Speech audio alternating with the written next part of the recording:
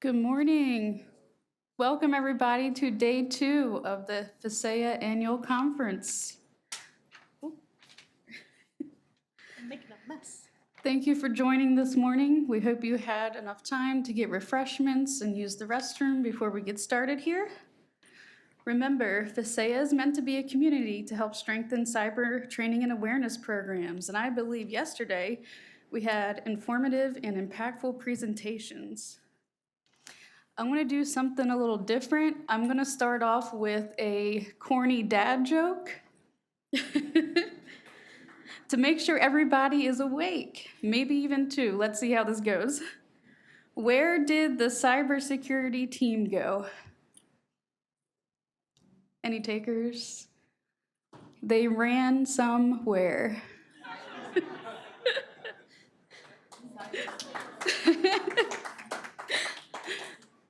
How about, why are emails so lonely?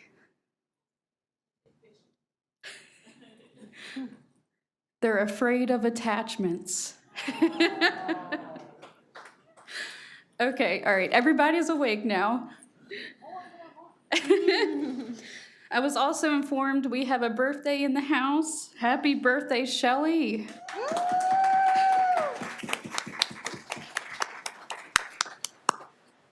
All right. Now that everyone's awake, I'm excited to proceed with day 2. I'm going to run through some reminders on how to join FISSEA and some logistical reminders.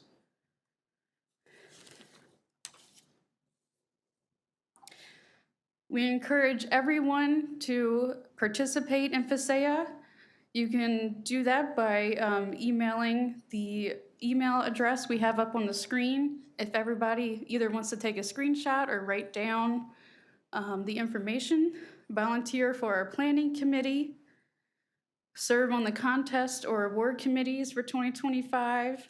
Again, the email is on the screen. Or you could submit a presentation proposal for future FISSEA conferences or FISSEA forums. Please note we accept them on a rolling basis, so feel free to submit at any time.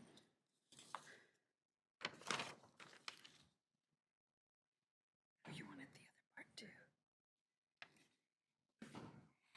And for some final logistic reminders, the presentation slides that you see and a recording of today's conference will be available in a few days after the event.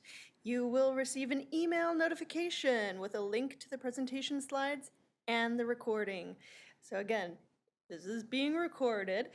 And for those of you who are online, please feel free to enter a chat so that we can incorporate your questions. So if you are online, again, just please type your questions into the chat section on the bottom right-hand corner of your screen, and we will attempt to answer as many questions as possible at the conclusion of today's presentation. The chat is also available for your use to make comments and share information with other attendees, so please remember not to use the chat space for promoting any commercial products or services. And also, when the question section is open, we do have microphones over to the corner. I know it's a little bit of effort getting on over there, but we can hear you better that way. So without further ado, we're going to introduce our panelists.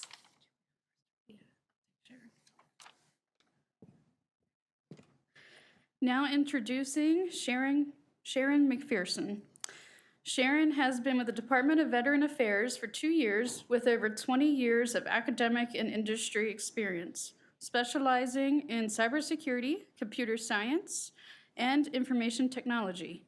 In her role with the VA, she serves as a senior advisor for cyber workforce development with a focus on technical career development. And I have my good friend and colleague, Maureen Primo, who is here with me from FISSEA, and she is the project lead for the Federal Cyber Defense Skilling Academy. It's a great academy which she's been maturing and evolving into a program that is quite recognized, and I have the the distinct privilege of being one of the guinea pigs for the test pilot, which was really fun. She comes to us with a vast amount of experience, over 20 years working in the cyber workforce, where she's worked as a FISSEA compliance lead and cyber training manager with various components of DHS. So I'm very excited to present her, and also Marion Merritt, who you may remember from yesterday. And she has requested not to be reannounced, but do you want me to reannounce you? Okay, well, let's do it again. So she is the Deputy Director Lead for Industry Engagement over at NICE.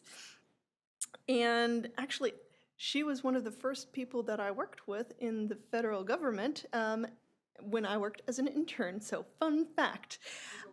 We go way back. And anyway, her focus areas include industry engagement, apprenticeship, and small business cybersecurity. So take it away, ladies. Great, great, thank you so much. All right. So the first thing we're going to do is be disruptive and move things around. So I'm going to invite Maureen to take us through the slide. That's about it. Okay. So we'll swap seats when we do the slides. Sounds good. Turn on, make sure your mic's on. If the light is green, it's on. Just, Okay, so Sharon's slides are here. Should I let Sharon go first? oh, okay, sorry for that. Okay. So a little swap, we're going to do Sharon's slides first. It's just the order they came up in. If that's what you want to do. That sounds great. Okay. Make sure this is on. Okay, can everyone hear me? I can use my educator voice if I need to if the mic wasn't on. I think I could probably do the room, but I'll try not to use it with the mic on as well. So thank you for being here today. We're very excited to talk about various components of skilling and upskilling. So I'm going to talk to you about two different initiatives that we currently have going on at the VA. You can just do the down arrow. Okay, great. Okay, so we're going to start with our career development portal. Now, this is an internal resource that we are developing for our employees, and this is for developmental purposes solely. That's developing resources for the 32 work roles that we have identified at the VA that come from the NICE framework.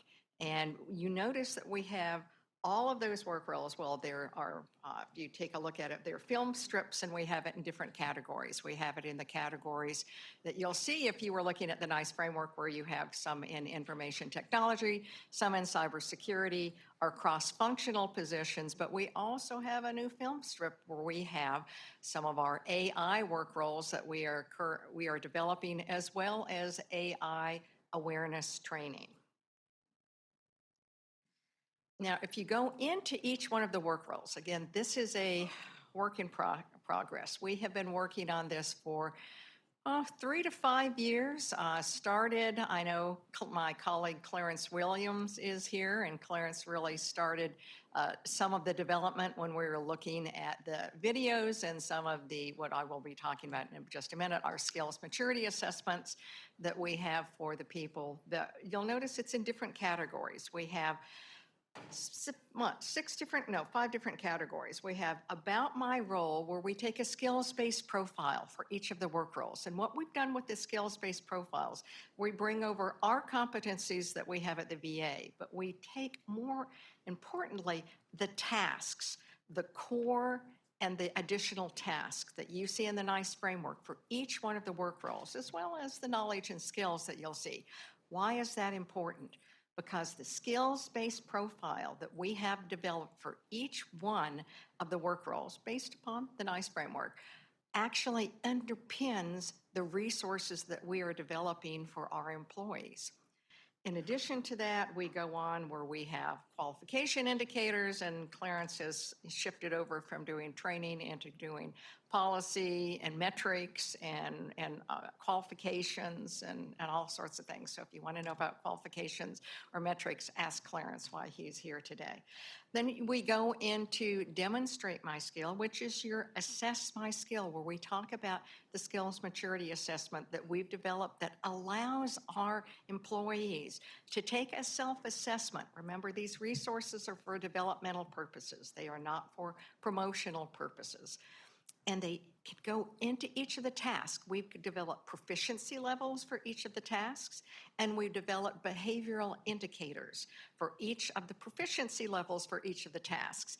And those are action words. What can they actually do? And that's what we base developing our training on, what we develop our resources on. What can they actually do? The knowledge is great, the skills are great, but can you apply that knowledge? Can you apply those skills and actually do the tasks that are required in each particular work role? In addition to that, we develop the curriculum, and that's where my expertise comes in. I've got a lot of background in curriculum development and on my academic side, but we curate, because we're a small team, we can't develop all of the curriculum, but we curate curriculum provided by training providers or that we have developed in the past and other parts of the agency develop, and we curate that curriculum to the tasks at the proficiency levels for each one of the work roles. And again, that's still a work in progress right now. Of the 32 work roles up there, I think about 8 to 10 of them have the curriculum. By the end of the summer, every single work role up there is going to have the skills maturity assessment, including, we're hoping, fingers crossed, our AI work roles for our employees. Going beyond that, what else do we look at? When you're looking at training, you're not only looking at training that they get from formal training or curriculum, taking a course, looking at a video. You're looking at on-the-job training. So what is that? That's interactive. And we've developed resources for our service lines and our employees to use to ask for on-the-job training. Interactive. I've got a resource, but I need someone to answer questions for me. I need a team to interact with, so I have a better understanding of that particular task, that particular skill that I'm trying to learn in that training. Beyond on-the-job training, we have what we call just-in-time training. What's just-in-time training? Simple little short videos, a skill sheet, I'm trying to think of different things. FAQ, looking at your frequently asked questions, looking at the jargon that you might use, a definitional sheet. It's something that would help you actually do the skill or the task that you need to do right at that particular moment. I need to know what Wireshark can do for me to be able to do one particular task. So I've got a 3-minute video that shows me how to do that task and utilize Wireshark to get that answer. In addition to that, we've gone on to look at different certifications that might be required for the work role. Again, we don't require the certifications. We highly encourage the certifications that the employees have. Again, not yet. We might in the future, but we currently don't require the certifications. And then we've gone on to and utilized other resources that are out there. We've looked at the Cyber Careers Pathways tool, which if you've never seen that, that is something that was developed, again, based upon the NICE framework that goes into the different work roles, and it will show you on-ramps to the work roles, off-ramps to the work roles. It will show you other work roles that might have similar types of training, show you what the overlap is in terms of a percentage. Then we've gone to things like USA Jobs, and we've gone to look at where they can go in for that particular work role. We've got the links for when you go into a work role, that particular work role, go to USA Jobs. What jobs are available right now? What temporary positions are available in the federal government where you can go out and you can hone those skills that maybe you've taken the formal training for, so now you have experience in that skill. So these are developmental resources that we have put together. one of the most important ones is our skills maturity assessment. This is something, again, it's a work in progress. We are very fortunate to have a couple external partners in developing the resources. One thing that I will say in developing these resources, we are developing them as a federal baseline. Our training is a federal baseline. It's not just VA specific. So when we are putting together the curriculum, when we are putting together these skills maturity assessments, we say, what do we do if you were in this position? And I'm going to use technical support specialist, your help desk people as your initial step. What would you do in any federal agency? Would you be required to do? Those are your core skills. And then you have the additional skills. What might depend upon the service line that you're in or the agency that you're in or the role that you are currently in your position that you might have to do for that particular job. And we've taken this assessment and it allows our employees to go in. And again, if you'll notice, it's hard to see in the slide, but if you see the slides, if you download the slides and you can see it a little bit larger, you'll notice that it's in different proficiency levels. The middle proficiency is the task itself. First proficiency level, you're just starting out. Third proficiency level, you're the SME, you're the subject matter expert. You train the people or you develop the resources or the standard operating procedures for that work role. Then we have, again, behavioral indicators that help our employees determine where they are in their development in that particular task in their work role. Are they in proficiency level 1? Well, they should be able to meet the proficiency levels that are again in there. Again, the behavioral indicators. They're verbs, they're action words. Develop, integrate, analyze. What can you actually do? And they can take this, and I'm only showing you one tab because I don't have the full assessment, skills maturity assessment with me. But you can actually take some of those. You can say, oh, I'm at a level 1 in this skill, and I'm a level 2 at this skill, and maybe I haven't even started this skill, so I'm at a level 0 for this skill. And you can go in and you can go to the third tab on this, and it will tell you, even if you only take 2 or 3 of those assessments when you're looking at the different tasks that are in there, it will tell you what percentage of the core tasks have, and what proficiency level are you at that particular core task. It will tell you what proficiency level are you at and what percentage do you have knowledge of for all of the tasks combined.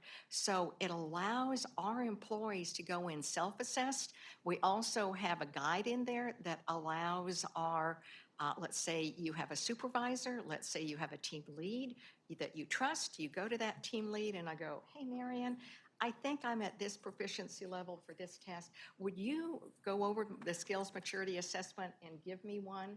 And then we can compare the two and I can see where I actually am, where I think I am and where my mentor might think I am, and in developing my training and my career as we go forward.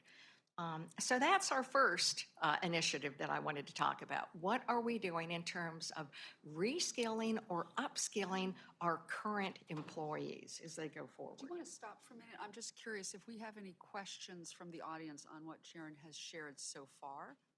Because she's got some other material she's going to share. I do see a question in the back. And Fraka, was that a hand up? And I will say I am plugging this to other agencies. We do need external SMEs to help us develop these resources. So if you've got SMEs in resources and work roles that we are currently developing that they might want to come and join our effort, we are always happy to share our resources, and it also allows us to develop more on a federal baseline. DoD has been wonderful in working with us, and so has the Department of Education. Yes, ma'am. Hey there, I'm intrigued by this whole thing that you're presenting.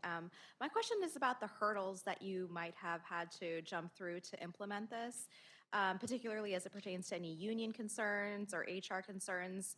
I know at our department, there's been some concerns about, well, if you're assessing a task, it's a little bit of a gray area because showing that you can do something sometimes relates to disability ability. and if you've had any pushback in terms of how it's received as this is supposed to be beneficial for you versus how is this going to be tied to my performance rating? It's Right. not tied at all to performance rating. Right, I know, but perceptions. So I Right. guess my questions are challenges in terms of like actual institutions, unions, HR, and then culturally, if you've had any pushback with fear as to how this might be, you know, Those are great used against them. questions, and I'll try to address them holistically. We have not had that much pushback. The people that are utilizing the tools, when they find the tools and they are available to them, they are thrilled. They're going, we've been waiting years to have something like this. Probably the biggest pushback that we get are the roles that we haven't built out yet because we're a small team. And they go, when is our work role going to be built out? We want to go forward. And again, I'm only talking about the technical track that we have on our career development portal. We also have a leadership track on our career development portal that's open to everyone, where we'll be developing a business track, more for your 343s, and then we're going to be developing in it what we don't want to call it the administrative track because HR is much more than that, but it will be a track for outside of business and technical that we will be developing as well. So long-term goals, small team, we do a lot with what we have. Challenges in developing and making sure that we have the correct behavioral indicators and proficiency levels, that really is reliant upon the SMEs. The challenge for us, we're lucky. We have senior exec buy-in. They love what we do. They are excited about what we do. They anticipate that we can do more than what we can do with a small team, but we try our best to meet their expectations. But the biggest challenge is you've got senior executives that really want this, you've got our employees that really want these resources, and then you have the SMEs that are in the service lines that actually have missions for their work, and they have jobs. And how do they fit time to help us develop these resources in with what they are doing in order for them to successfully complete the mission that they have for the work role and the job position that they're in? That's our biggest challenge. So we currently, we work with the chief of staffs for each of the service lines. We go out and we say, these are the work roles that currently have a need on that we're developing resources for. We go through and help them and give them a listing of the people that are designated in that particular work role and say, do you have people that are available to us that can help us in this time frame? I'm very fortunate the contract team that I work with has this down to a science, and we have a very small time commitment that we ask of the SMEs because we have a scaffold for them. Okay, so going on to the second area, which is entry-level program. How do we bring people in and develop our own resources? Well, this program that you see here, the VA Cybersecurity Apprenticeship Program for Veterans, VA Cap B, actually was based upon an initial entry-level program. Again, Clarence was instrumental in helping develop that, which aimed at a 4-year program for people straight out of maybe a technical high school or coming from community college or wanting to just get into a cyber field that didn't have the background, bringing them in at a GS5, GS7, GS9, GS11 over a 4-year period of time. They'd get the experience. But we found that in order to do this, we decided that we're the Department of Veterans Affairs, so we are going to focus first on our veterans. So our pilot program is for veterans only. And we have a very, very small pilot. We aimed at, it was direct hire because we were looking at veterans that had a technical background, not necessarily a cyber background, because we wanted to test our concept. And we accelerated them and that's why we asked for a technical background. If in a 2-year period, we are going to take them, GS9, GS11, from not really having a cyber background to having the ability at the end of the 2-year period to be able to apply for cyber defense analyst positions, which are usually at your GS 12 plus positions. And this was a program that we used a lot of the resources that we initially developed, looking at our career development portal. Again, we were very fortunate. We were directed to do this by our Secretary of the VA. And so we had senior executive buy-in straight from the very beginning going forward with this. This is showing you this particular illustration is showing the process that we did in order to create the program. And the middle part of the program is actually the program cycle. And we are developing, again, it's for a cyber defense analyst. This is going to be an in-person 2-year term position for these people coming into the program, that they will be in our CSOC, physically located, not a remote position, physically located in our CSOC, our Cybersecurity Operations Center. And working with them, they will be providing the mentoring, they will be providing the on-the-job training, they are physically located there. We are providing what my group, People Readiness, was doing, is providing the structure of the program, and again, the formal training. We took the skills maturity assessment for a cyber defense analyst. We were very fortunate. Our partner, IBM, has been working with us. Again, we were put together with IBM from SecVA, and has developed a training program that is curated to the work role and curated to the different teams that they will be going through in the CSOC. And as they go through each one of the rotations, they'll have mentoring, on-the-job training, formal training, and they will take that skills maturity assessment that I just talked about, so they can see how they are progressing as they go through the apprenticeship. Last thing that I'll mention about this is that we were very fortunate. Again, we are the first civilian federally registered apprenticeship program with the Department of Labor, and we were very excited to do that. We got the designation as a registered apprenticeship facility that we can offer, because it's to our veterans. Any one of our veterans that qualify for the GI Bill, we can provide them and offer them the GI Bill benefits that they qualify for. That's fantastic. Do you want to finish out your slides? Well, it's just going through, again, going through on-the-job training and the different details. You can look at that. I don't need to go through all the detail through that. Fantastic. yeah. That's just So terrific. I will slide And I know over. we'll have some questions for her in a minute. So great. All right. Maureen's going to tell us about her program, Thank Federal Cyber Defense Skilling Academy. Can't hear what you're saying. Thank you. Sorry. Can you hear me now? Oh, it turned itself off. Uh-oh. It's warming up. All right, will you go? Okay. Can you guys hear me? Yes. All right. Great. Well, thank you. Thank you for having me here today. And I know some of you have already heard this presentation, so take a nap. Oh, no. Catch any mistakes. That's right. Oh, gosh. Oh, I hope I don't make any No mistakes. Is it? Yeah. Okay. And you can also use the screen arrows. You can touch the screen if you Oh, nice, fancy. Yeah. Okay, so what I'm going to talk about today is FISSEA's Federal Cyber Defense Skilling Academy. So I've been involved in the program for a couple of years, and we inherited it from another federal organization. And I'm going to start, I'm going to start with the why. I have a hard time sitting still, so I'm going to have to remind myself to speak into the mic. Based on what Lance said yesterday, it's always good to start with the why. We realized that there was a need to fill the cyber workforce gap.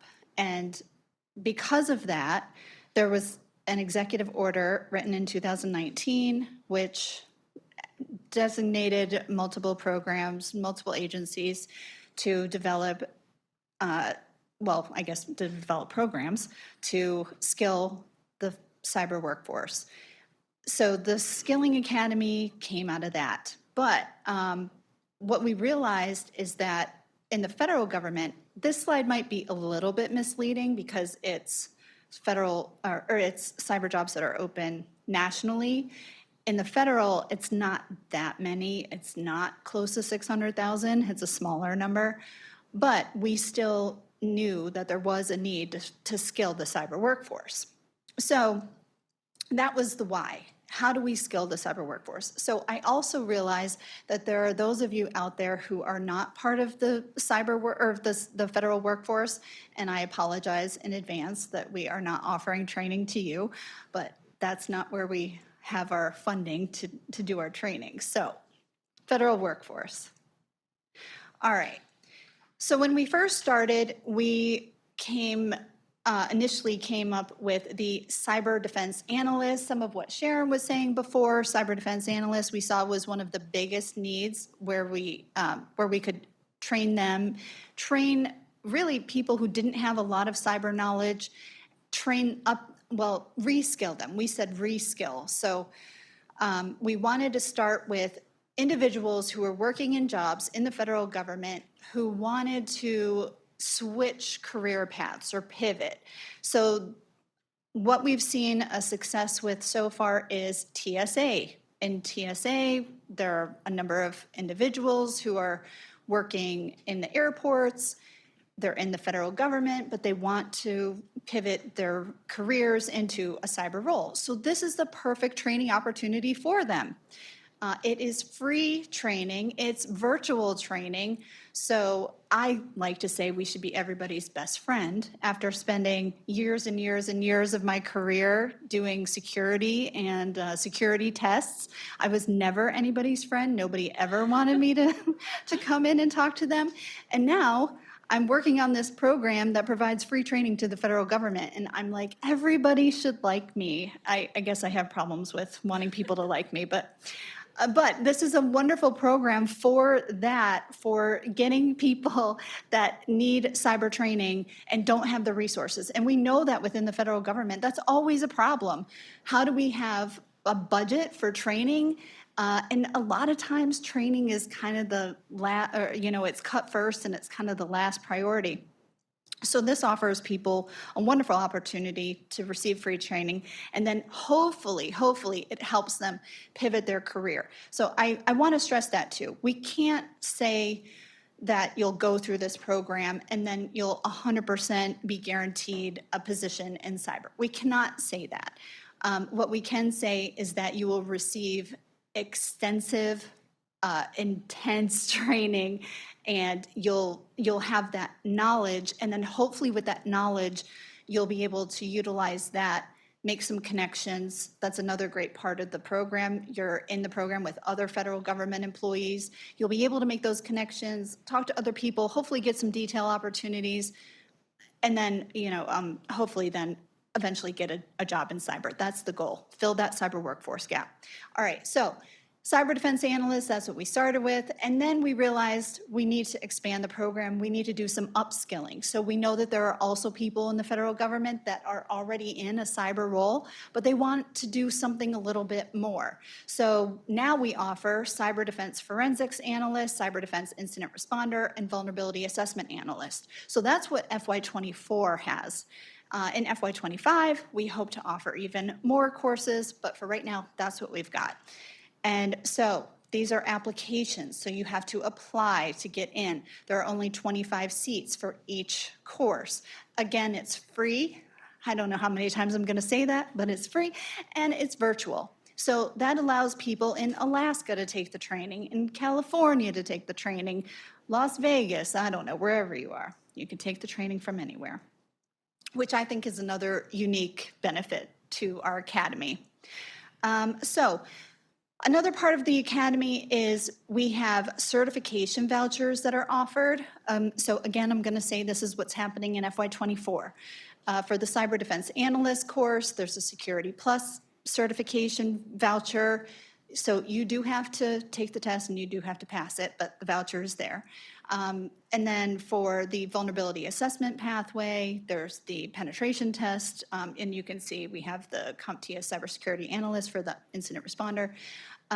So again, these are options. You don't have to take the test if you don't want to, but the voucher is included, which I think, again, is a benefit to the course. Now, I also want to say even though I work for FISSEA, FISSEA did not develop the material. So we do have a vendor that we work for, or that we work with. The vendor, they have been the ones who have developed the material. So I have received questions in the past.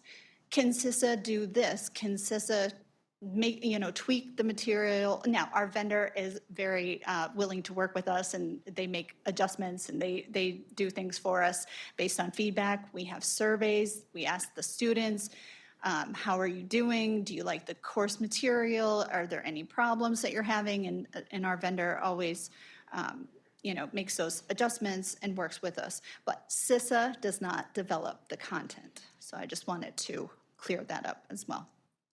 Oh, wow, that was it. That's fab. Quick presentation. No, that was fantastic. Now you can't hear me. Okay, good. So very interesting. I want to just clarify for your Reskilling and Upskilling Academy, is it a full-time experience or is it in addition to my day job? It is a full-time experience. And yeah, Marion and I have had a lot of conversations about this. So she's one of the ones that could have taken a nap right now, but she probably could give this presentation. But that is a great question. So it's full-time. Now, when Frauke took it, it was part-time. And that was very challenging. And if anybody wants to talk about the actual experience of going through the academy, you can talk to Frauke because she's actually been through it. Hopefully you don't mind me saying that, Frauke. But we realized that having it as a part-time position, trying to do your own job and trying to take the training was very challenging and difficult. So we have an orientation program that our students go through. Well, I say program, it's just a couple hours of orientation, but we have their supervisors attend that orientation so that the supervisor also knows it's important for the student to immerse themselves in this training. And we ask that supervisors don't try to give their employee additional tasks while they're in the training. Right. No, that's fantastic. And I know that you've iterated this program as well as worked with other agencies on their programs. And we tried to get some other representatives to join us here because the whole concept of upskilling and reskilling in the federal government is something that I'm sure everyone here is curious to know. What other initiatives are there? So perhaps you can just mention who they are or the organizations that you're aware of. Yeah, thank you for that opportunity as well. And so Sharon at the VA, she's one of the first ones that we started talking to about apprenticeship programs and trying to work with other organizations like the Coast Guard, the FBI. Now, I don't have a lot of details about their programs, and I think with the Coast Guard, I'm pretty sure it's just open to the Coast Guard. There's also a CISA program called Cyber Skills to Work. So I know that might sound a little weird that CISA has the Federal Cyber Defense Skilling Academy and they have Cyber Skills to Work, but they've partnered with NSA and they work with the University of Western Florida, I believe it is. That is also open to veterans. And I think that's also more asynchronous, where ours is you have to attend the class every day, 8 to 5. 5 days a week. But that one is open even to spouses of veterans. And that's another educational apprenticeship type program. Okay. We were once at the University of West Florida, so it's for veterans. This in Florida is for veterans, first responders, and others from Uniform County. Sorry. So University of West Florida, and they cover the southeastern part of the United States, but veterans, first responders, women and minority focus, Yes. and it's all asynchronous. And at the end, if they're going through Sec Plus, for example, prep or Network Plus, then they get a voucher to take the exam. And if they fail it, they may get a second voucher, depending on if they've been showing up and doing labs. But it's a great program.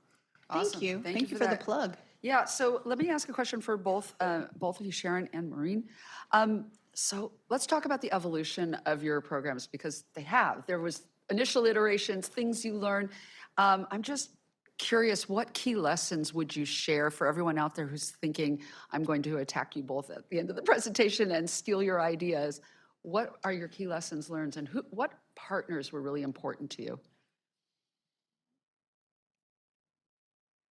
Okay, so lessons learned, it depends on which we're talking about. If we're talking about the apprenticeship, we were very fortunate. From the very beginning, we had, as I said, if you have Sec B approval and Sec B direction to do something, you have senior executive buy-in from the very beginning.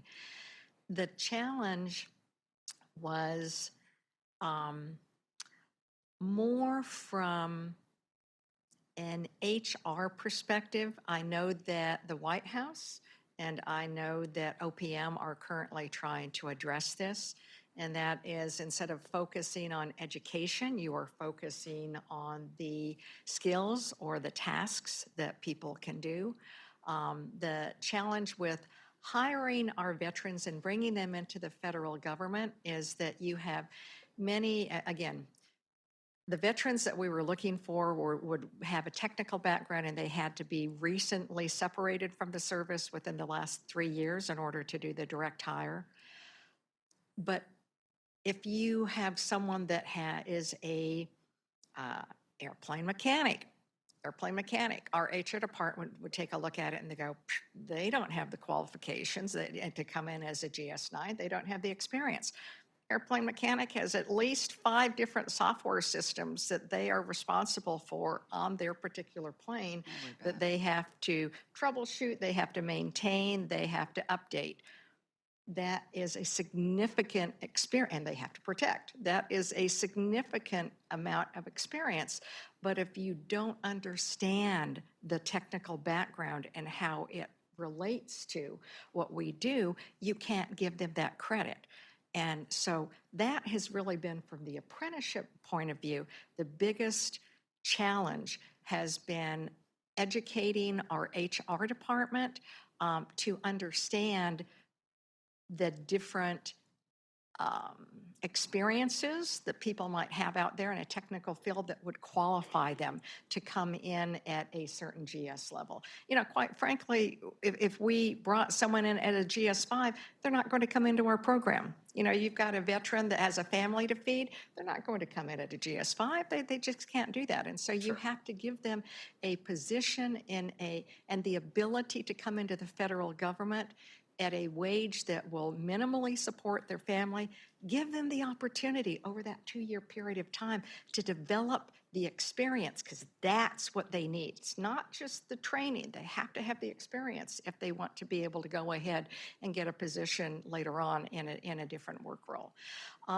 When it comes to the careers development portal, probably, again, the biggest challenge for us is finding external SMEs from other agencies that can help validate the products that we are putting through and give their input.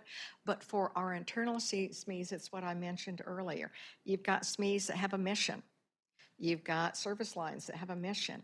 And we are asking them to take the experts, not the people that are just, you know, in the job, but the top people in those fields. We're asking them to take time away from their mission and devote it to us to help develop the resources that are going to help all of our employees develop in that work role. Those, I'd say, are the 2 biggest challenges. All right, so one of our challenges has been marketing. So again, you would think free training with the federal government, everybody would want to get in. All right, we realize 3 months. If I didn't mention that before, it's a 3-month-long program. So sorry if I didn't mention that, but we realize that's a long time.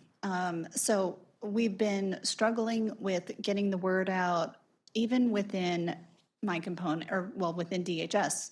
You know, DHS is a large organization, I think 200-some thousand feds, if I'm not mistaken. And we have had a hard time getting the word out, even just among the different DHS components.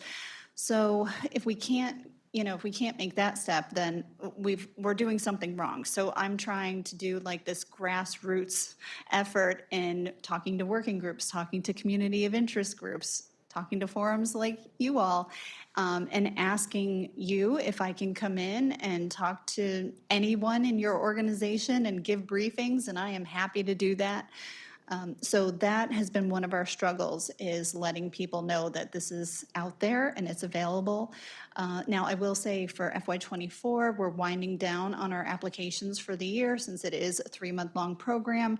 The last class, I think, for our cyber defense analysts starts in June, so applications are closing. I think they're open till Memorial Day. And so then it'll go through August, and then the new fiscal year will start. So So where is the need for marketing? Is it for people to apply, or is it for managers to support their application, or is it a little of both? it's a little of both, and that's a great distinction too. We have managers who might not be as supportive because they're afraid that one of their employees will go away for 3 months. Right. And then they have to fill that role. And some of them are afraid that they're going to go away, get trained, and then get a new job. And now that's not the it's not the goal. The goal is that you will go to this training and then you'll have this education, you'll have this knowledge, and then you'll bring that back to your organization. So that should be a good thing. That should be a positive. But yeah, for right now, we've had a struggle getting the word out, even just for people to apply. So like I said, we have 25 slots open, so we fill 25 seats, but we only get like 30 per class, 30 people applying or 33. So out of thousands of federal employees, it's I kind of see we have a surprising. question at the mic. Yes.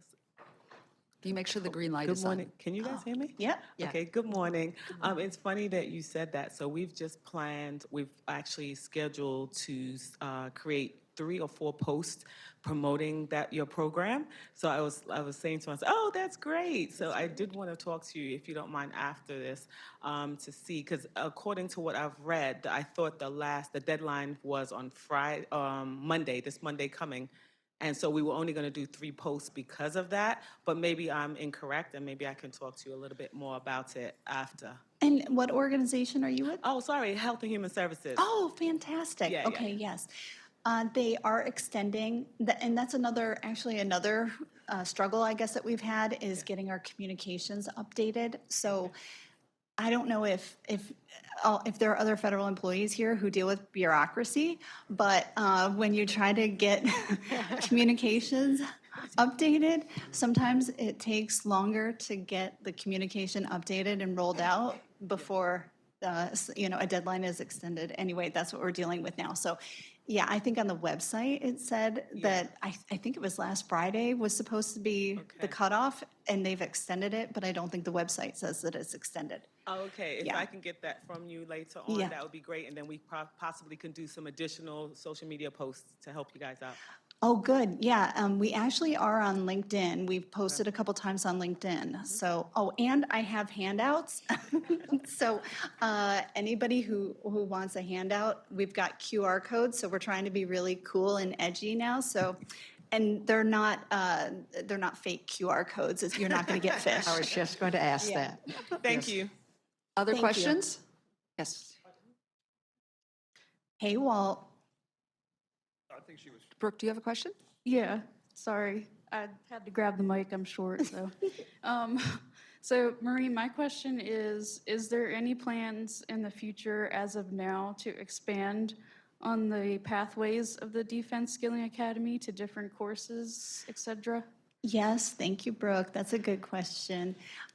We are hoping in FY25 to add some new courses. We've been talking to Karen Wetzel with the NICE framework to try to find out what are some of the other roles that might be, that there might be a need to fill the cyber workforce gap again. So AI, we're hoping that we'll have a course in AI and a couple other different, I don't know, just some things that we have ideas about. And then we're also hoping to offer some shorter courses.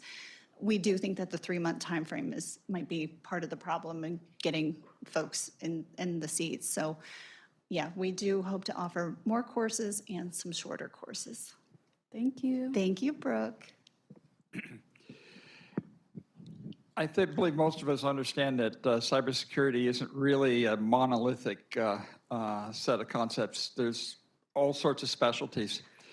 And in my experience working in a number of these specialties, that it's easier to train a programmer to teach them cybersecurity than to teach cybersecurity programming to a cybersecurity specialist.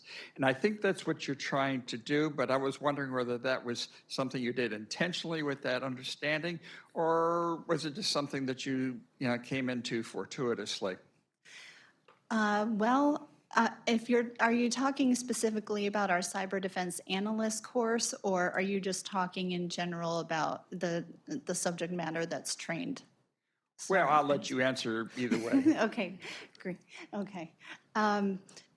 Well, I think since we went with a vendor who already had criteria developed, and actually our vendor is here, so if you want to talk to Eric Wallace or Courtney, they're back there, they can tell you more about the content and how that was selected.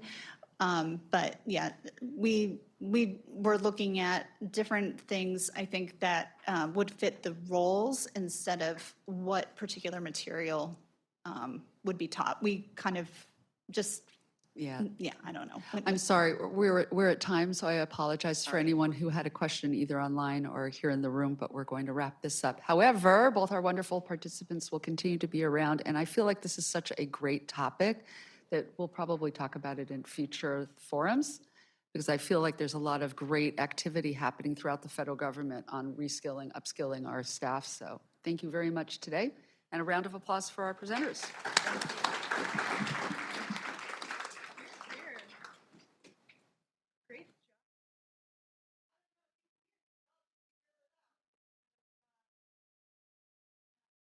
People online can't hear. People online. Here, I'll give you a handheld. Use the hand. All right, so now I get to move a little bit. This was a great presentation. Thank you, ladies. Great information. I know a lot of you still had questions, so if you have any questions, you can definitely reach out to any of them during the break. And if you want the student perspective, I got you covered there too. Next up, we've got Harold Booth. So Harold Booth is a computer scientist who works in the Computer Security Division at NIST, and he has been working on issues related to securing AI systems. I know that AI is a really big topic, so I'm really looking forward to this one. Take it away.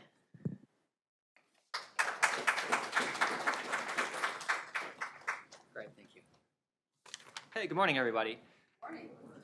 All right, so this is can be a choose your own adventure, or I can just go right through with my slides. I'm open for questions as I'm going through. I'm happy to be interactive as you all want to be. So as I go across some topic, or if I go across something that maybe I don't explain well enough and you'd like to have some question, I'm happy to kind of just dive into that. I'm going to try and stick to time as best as I can. So hopefully we don't go too long, but if I have it, more important things are up front, and I'll get my message out at the beginning, and then everything else is just mainly details. So I'm going to be speaking a little bit about artificial intelligence and cybersecurity. I have a little bit at the end about like what NIST is doing in this space, particularly around the recent executive order back in, not recent anymore, but in October on trustworthy AI.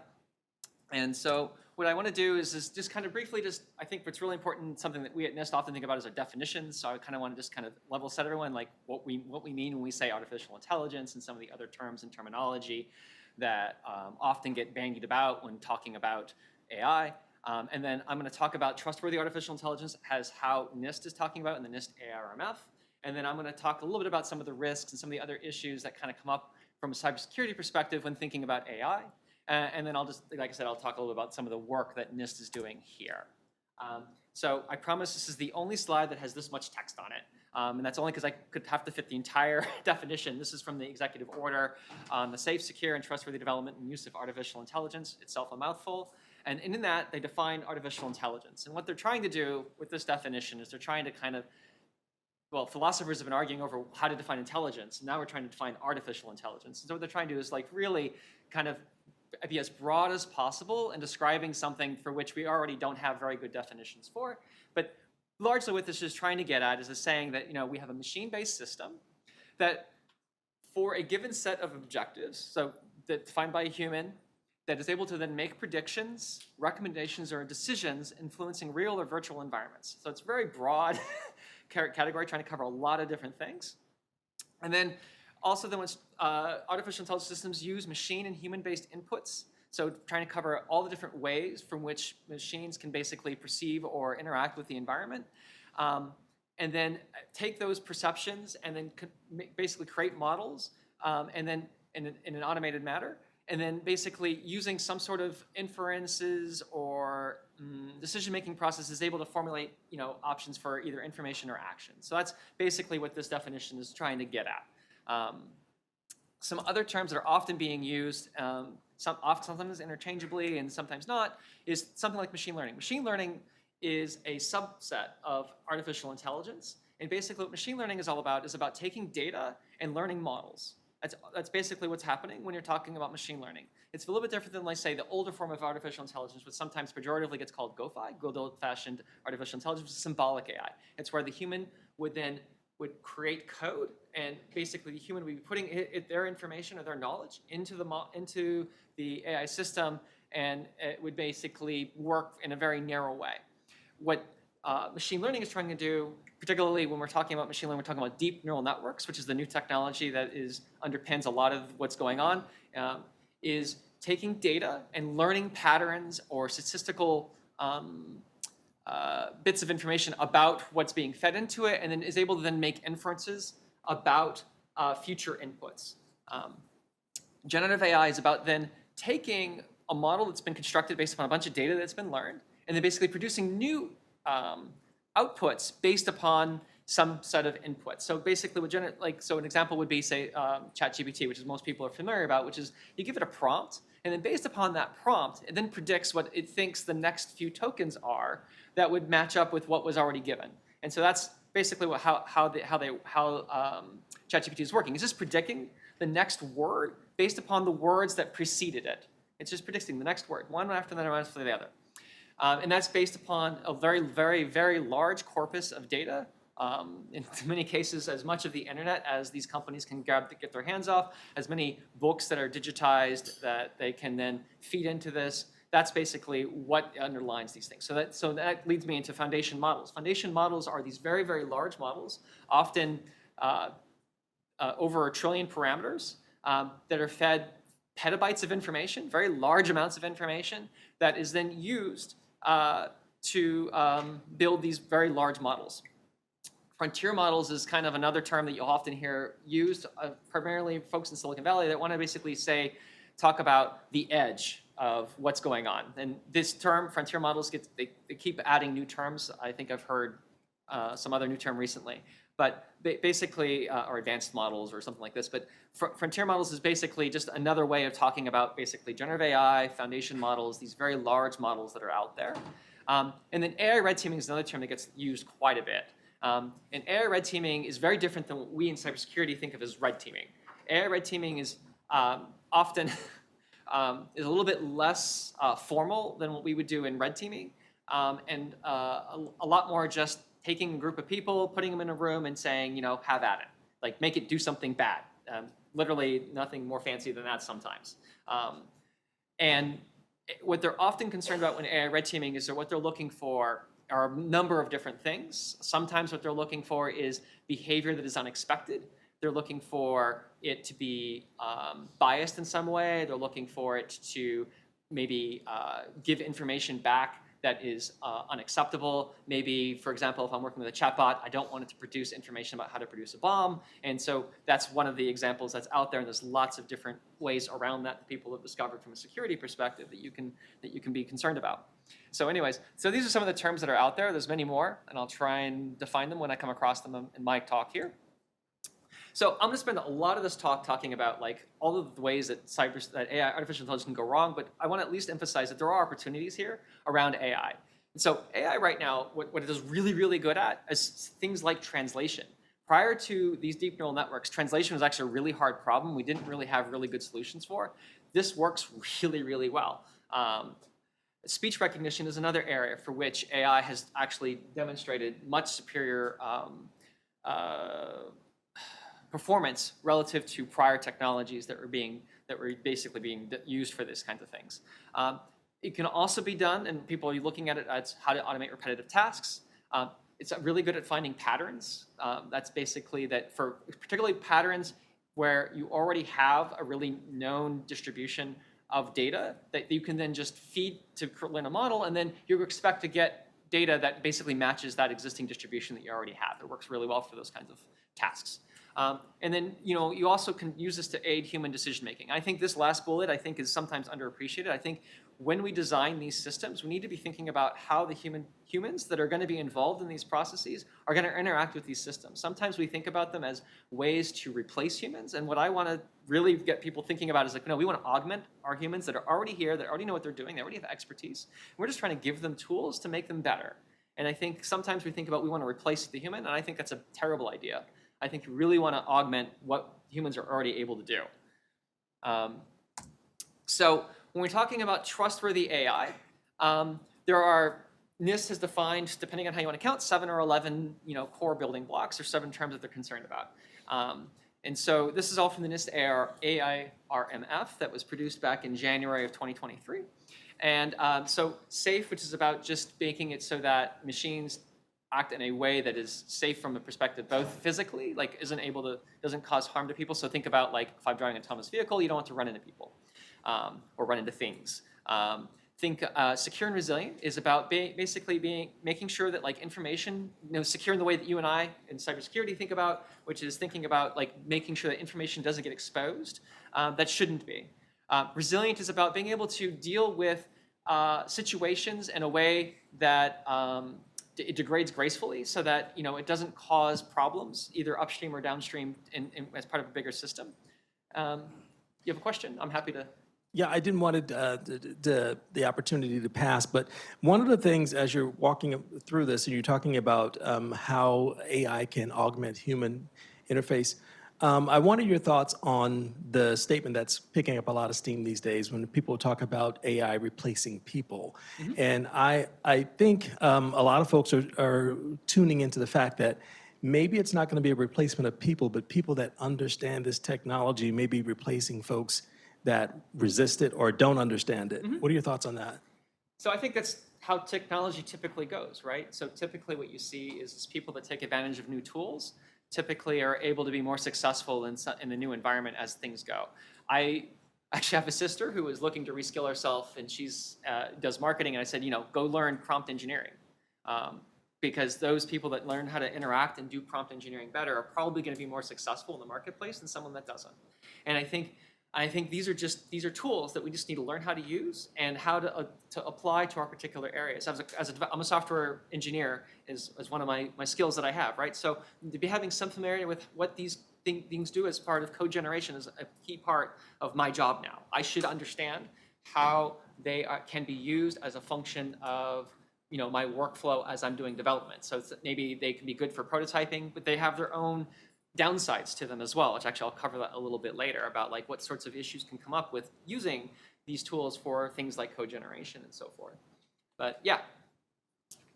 I've had 2 questions. The first question, how do you come with those building blocks, core blocks? I'm sorry, I can't quite hear you. Oh, you have a core building block of trustworthy Yes. technology. How do you come with those building blocks? Yeah, okay. So these core building blocks are from the NIST AI-RMF, Risk Management Framework, that we published back in January of 2023. So these 7 were from that. They were developed as part of like an 18-month process where we got a whole bunch of feedback from everybody in the industry, and we had proposed a set of characteristics fairly early on, and then basically based off those conversations, that's how these basic building blocks were kind of established. Oh, thank you. My second question, by the way, I'm Jenny Yu from Himalaya Quantitative Solutions. One of the tools we developed called God AI to issue AI safety and reliable. And I wonder how we can, as a startup with the technology to address trustworthy AI issue, how we can work with this together. So how you can work with NIST on trustworthy AI, is that the question? Yeah, we have the technology for trustworthy AI. I wonder if any way we can reach out to you guys and have a further conversation, how we can help. So we have work going on with, we have an AI Safety Institute consortium. We had, I don't know when they're going to open up membership for that again, but that's one way to kind of work with NIST on trustworthy AI is kind of within those kinds of forum.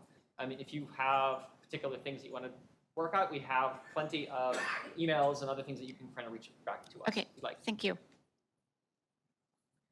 So, so as I was saying, so resilient is basically being able to degrade gracefully. Explainable, interpretable is about basically having some idea. So explainability is often about the idea that I create almost like a second model that will then tell the human being how this model arrived, how it thought this model arrived at a decision. So explainability is kind of a strange thing because what you're doing is you end up creating a second model that's trying to guess why this model arrived at the decision that it made. And so what you're doing, you're trying to give some indication about why this model arrived at this decision. Interpretability is more about making models that someone can actually look at and understand why or how this model would arrive at a given or particular decision. So it's a little bit different. It's basically explainable and interpretability, but they're basically both trying to get at helping people to understand how or why models arrive at particular types of decisions. Privacy enhanced is about basically making sure that the AI systems are operating in a way that is respecting people's confidentiality, their human dignity, and so forth. And fair with harmful bias managed is about making sure that these systems are behaving in a way that's fair across different groups. So if you're using this, say, for example, for resource allocation, say if you're trying to either decide who gets interviewed as part of an HR system, or if you're trying to decide who's going to be looked at for further review for particular kinds of services, making sure that those things are being done in a fair and balanced way across various different kinds of protected classes and groups and that sort of thing. So underpinning all of these blocks that I just identified is something called valid and reliable, which is basically the basic idea that you want these systems to match and mirror what happens in the real world and to basically work in a way that's reliable for the way that the system's going to be deployed. Accountable and transparent, which kind of overlies all of this, is about making sure that the system is being transparent about how it's being used, about how that the folks that are being used are properly trained and are familiar with what's going on in the system. And accountability is knowing who is responsible for what when it comes to these systems.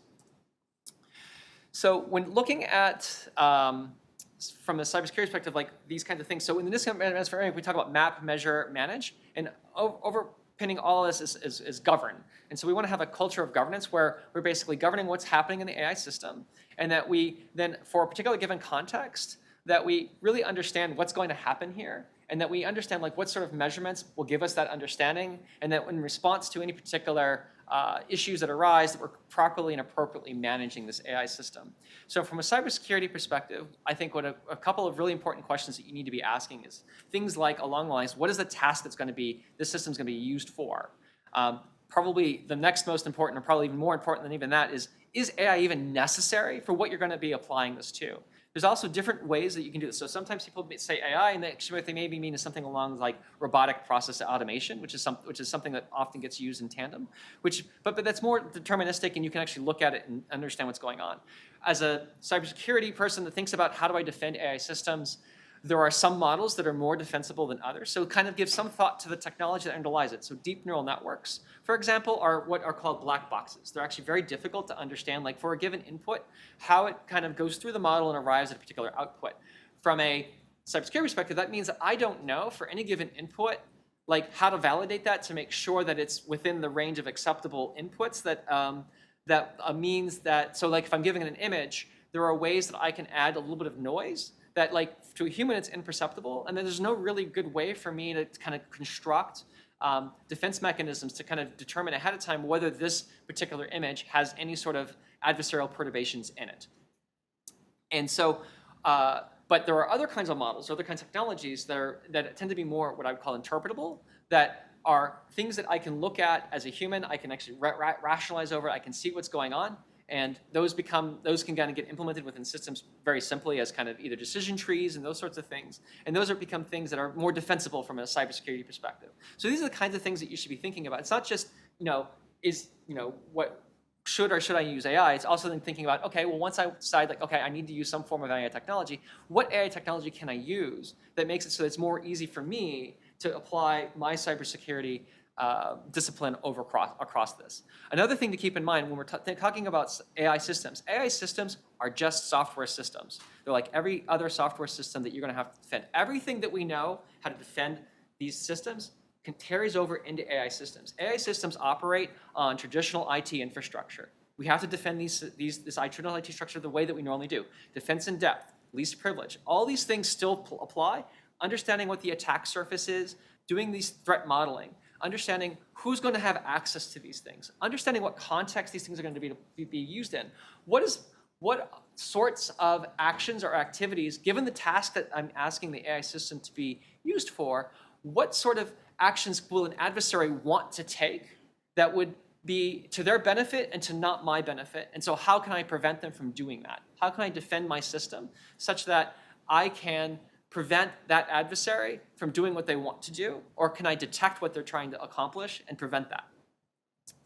So, basically knowing that given a particular context, so let's say, for example, if I have a system that is being deployed within a very controlled environment where it's doing face recognition or something along those lines, then the thing I have to worry about is that person going to bring some material that's on them that I have to basically know that, okay, this particular piece of material could be used as a way to kind of fool this AI system into misclassifying this person, and then asking, knowing ahead of time, okay, well, I need to ask, people to remove, items that may be a problem.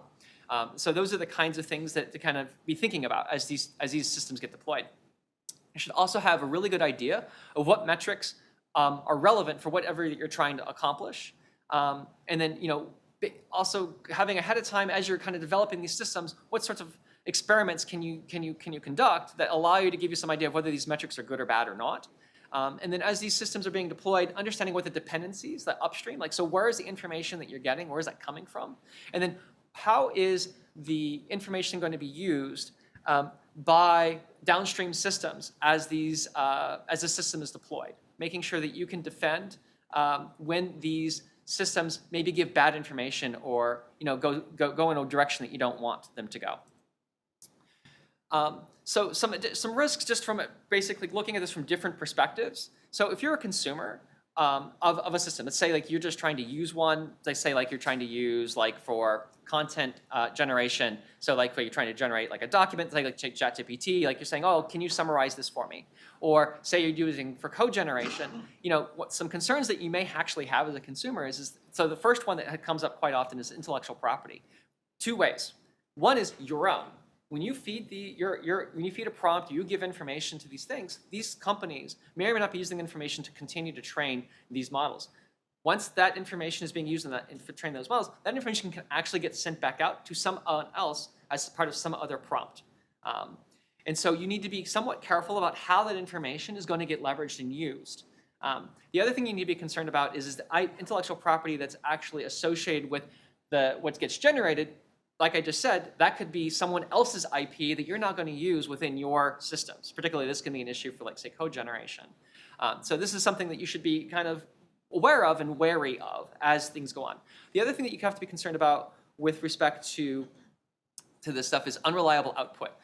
When it comes to ChatGPT, I'm sure people have heard about things like hallucinations, where basically they sound very confident for a particular given output, but they're actually completely and totally wrong.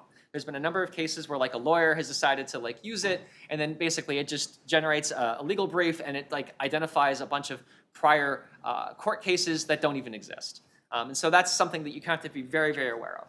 I have a question in the back. Yeah, I have a question about the FAIR block of the framework. So is the goal for the bias to be missing or to be calculated? Okay, so that's a great question. Thank you. No, the question is to be fair. To whatever dimension that fair means to you. There's actually some work out there. There's many different ways that you can define fair mathematically, and some of them are mutually exclusive with one another. Bias always exists, no matter what. I mean, so from a statistical perspective, there's some sort of bias that exists. There's no way to get around it. You just have to manage it properly. And so you have to know, for whatever given task that you're going to apply this particular AI system to, what sorts of bias unfair bias may exist, and how to basically eliminate it. So that's the key thing. Hopefully, does that kind of answer the question? Yes. Okay, great. Sure. So along, can everyone hear me? I think they can. Okay. So along with that, is there like almost an acceptable range of bias?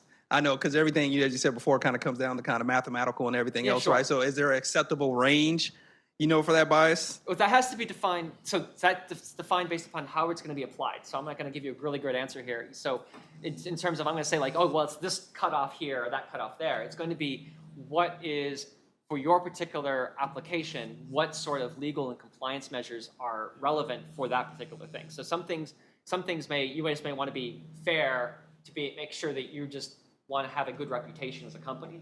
In other cases, you may want to be fair because, well, the Treasury says that if you're going to give loans to people, or the Consumer Protection Bureau, I forget whatever agency is responsible for this, is saying that you have to do this in a fair way legally, and so you have to abide by whatever the legal constraints there. And so this is going to vary depending on how the system is going to be deployed and leveraged and used throughout. Okay. So with that, it's not really like say for instance that maybe for like a system or for any different situation, say, hey, this needs to be like below this threshold ideally, right? Is there like a recommended threshold that to say, hey, make sure this is under, I don't know, 0.50 or something like that, percentage of, having that bias, within your system. So it's not really like a recommended or like kind of a best threshold for individual goal. It just varies a lot of range. Okay. It's going to depend on the context because, like I said, even the definition of what fair is may vary depending on what application that you're trying to do. So there's things of like, there's group level fairness, like making sure that like when comparing groups that everything is fair across groups, or individual fairness. And sometimes those can be in conflict with one another, making sure that like if you just substitute like say a particular attribute between one person and another, what you want to see is that that person isn't treated any differently. But then that may affect or impact how you treat things at the group level. And so you have to kind of manage that and actually have to decide ahead of time, what does fairness mean for you in this context? And then decide, again, what are the thresholds, what are the cutoffs, making sure that that is acceptable for you for whatever it is that you're trying to accomplish. So when you're looking at this from the producer's point of view, things that you have to be aware of as you're creating an ML model or an ML system, you have to be very worried about protecting your data and making sure that so as part of the training of these models, one of the things you have to be very concerned about is that, you have to be concerned about is making sure that the data hasn't been poisoned in some way. That's a common way for when an adversary wants to kind of affect your model, is they want to just inject it with data that could cause, that could allow them to perform certain kinds of actions. The other really important place to talk about is, and very similar to your software development toolchain, is protect your ML toolchain. This is a document that I actually helped to write recently as a companion document to the Secure Software Development Framework, which is about trying to describe all the different ways that one can protect or think about how to protect that particular toolchain and what's going on. The other thing that you need to be aware of is how, and I hinted this a little bit earlier, is like there's different kinds of attacks where an adversary can kind of perturb those inputs in ways to kind of force, say if you're doing a classifier, can force a misclassification. Say if you wanted to classify, faces again, someone could wear glasses or a hat or a shirt or whatever, and these things could actually affect how the system decides to classify somebody. And so, thank you. And so that's something that also one needs to be concerned about. Then the last thing to be concerned about from an AI risk is how the AI systems themselves are changing the landscape in which we're all operating from a cybersecurity point of view. So we have concerns now that we have to be aware of around synthetic content, around new fraud use cases. There are already cases now where people have been able to do deep fakes of people's voices and get banks to transfer money when they shouldn't. There are cases where you can now do video. People at the individual level, people get tricked by someone who, is a family member, is calling them and telling them, please help me, I need money, wire it to this place, and then, they get tricked into doing it. And so these are things we also be wary of now, both in our professional and personal lives as we go forward. Maybe have, a secret word that you have exchanged with every member of your family to make sure that if you don't tell me this word, then that's not acceptable. This is not a communication that's happening between you and I. And the other thing that you have to be concerned about as a landscape is loss of heterogeneity. So what I mean by this is that as these AI systems get deployed, sometimes there's a network effect where they get used for more and more things.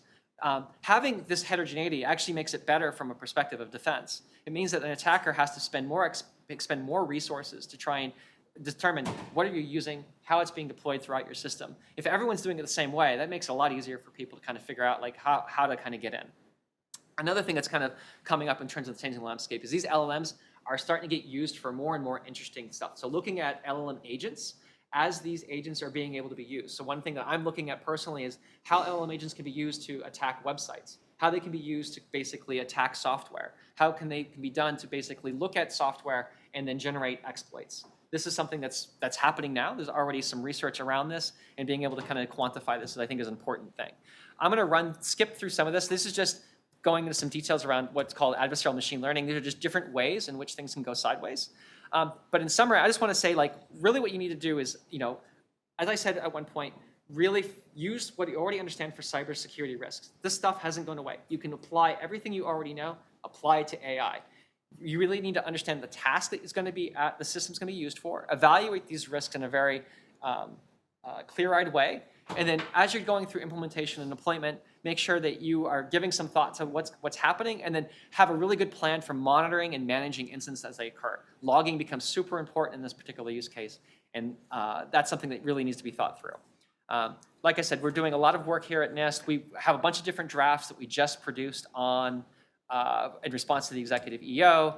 We have this AI Safety Institute, and there's a consortium associated with that, with a bunch of different working groups. I'm doing personally some work on doing test and evaluation for that, and you guys already asked questions. I think if you guys get my slides, I have a bunch of contact information as well as some resources about, whoops, I didn't mean to do that, resources for, let me see if, there we go. A bunch of different resources for this. So I'm going to now give this over to you, and thank you. Thank you. Is this off? Hello, hello, hello. Was it off? I was just talking loud the whole time. Yeah. Hello. Yeah. Thank you. Oh, this is working again. Good. Thank you, Harold. Excellent presentation. All right. There we go. Moving on to our next topic and presentation, it's going to be a tag team duo from Cybersecure Florida.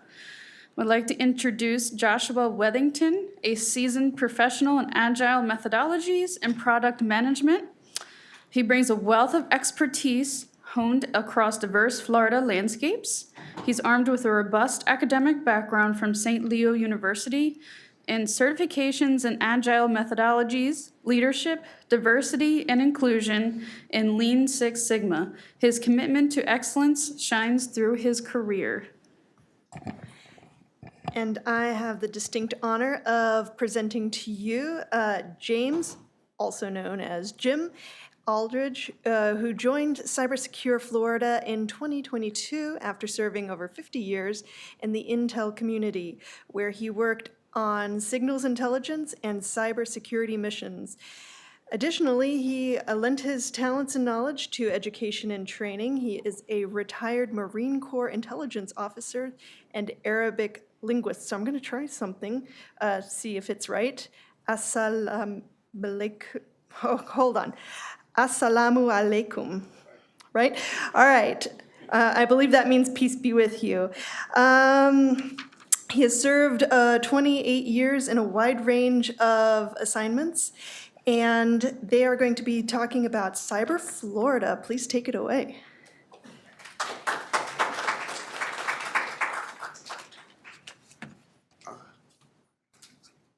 So good morning, everyone. We're really, Josh and I are really happy to be here. You know, people tease me because I was in the Marine Corps 28 years, and I worked for NSA for about 24 years, and they said, Marines just don't know the word of the meaning of the word quit. And I said, Marines don't know the meaning of a lot of words. so we try to have fun where we're at. When the center started, we'll go through some of the slides and where the center started and a little bit about what we do. So they lumped all the education and training things under one part of the organization, if you will. So you'll see several different initiatives. Josh is the lead for the largest initiative, which is our state program, so I'll make sure he talks about that. But one thing I wanted to mention too up front, I think it's important, but also there's a little levity involved. That's how I remembered it. There's a tendency to lump everything under training when a lot of things are not really training. They're education and awareness. In fact, I would argue that most of what we do, at least at our place, is education and awareness, although we do conduct some training programs.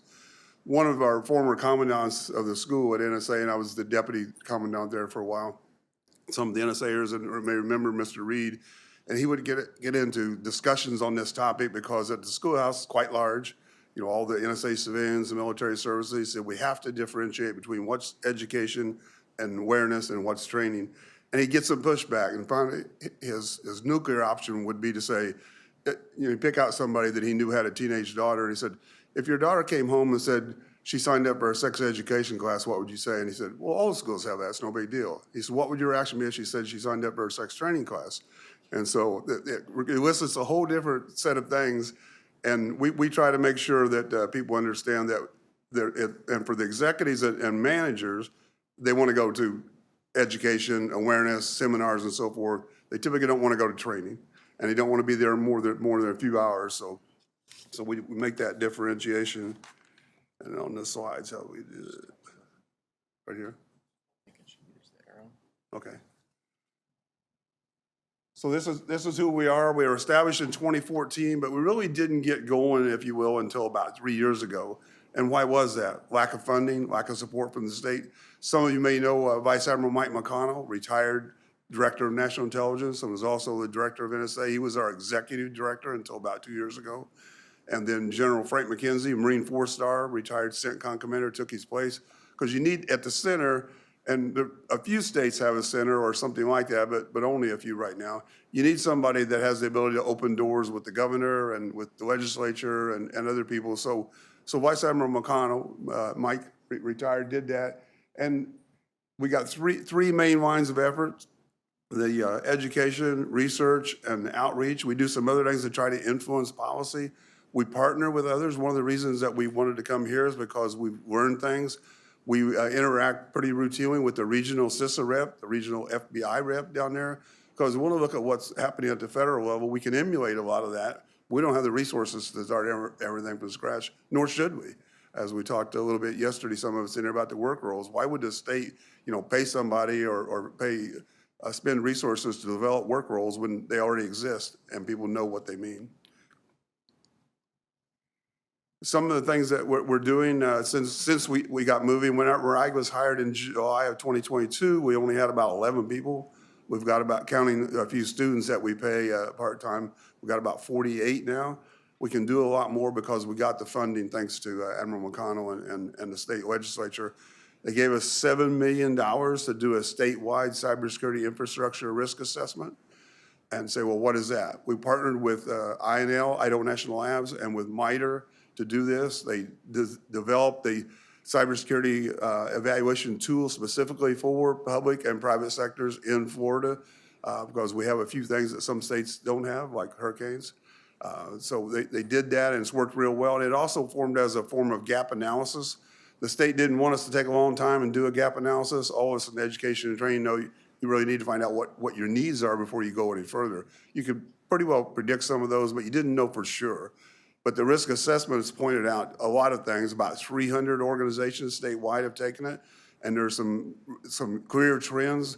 One of those, I'll mention a couple of them. One is that the organizations, about half of them believe that their executives and managers don't know enough about cybersecurity to make good, decisions about allocation of resources, what's important, and so forth, and to put emphasis on that.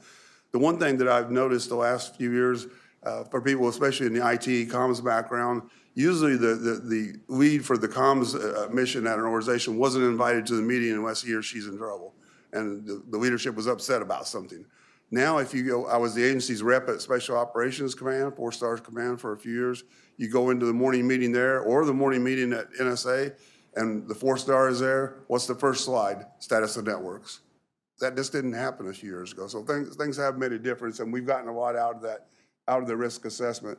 The largest program, we got $30 million to do cybersecurity training, trying to convince the legislature when we do it, call it education and training, because most of what we do is education and awareness. I want to have Josh talk about that because he leads that effort. They gave us $10 million, so Florida's putting a lot of money into this, which is a good thing, $10 million to set up a range. We inked a contract with several people applied, about 11 different companies. SimSpace, some of you are familiar with SimSpace, do a lot of work with DOD, especially the Army got the contract. We hired a professor from University of Central Florida. Mike's still upset about that because we hired him away from an organization where Mike did a lot. But Dr. Bruce Calkins, retired Army colonel, career communicator, and was at the simulation center there for about 7 years. So got some top-notch folks helping run that. We mentioned earlier it was we get some federal dollars too through the National Centers of Academic Excellence program. So several things going on. K through 12, and I talked to some of the folks here about that and got points of contact because we do a lot in the K through 12 arena. We pay the salaries of some, or at least parts of the salaries, of some of the USF professors to help us run that. Thank Gen Cyber. Thank, going to schools and showing them what's possible. We funded a program called Teaching Digital Natives, where there's a gamified thing that mostly 6th through 8th graders can take to teach them how to operate securely on the network. A lot of people say, oh, all young people understand computers. No, they understand rote memorization of keystrokes. They don't really know how things work, and we want to make sure they do things safely on the net. So we orchestrate that as well.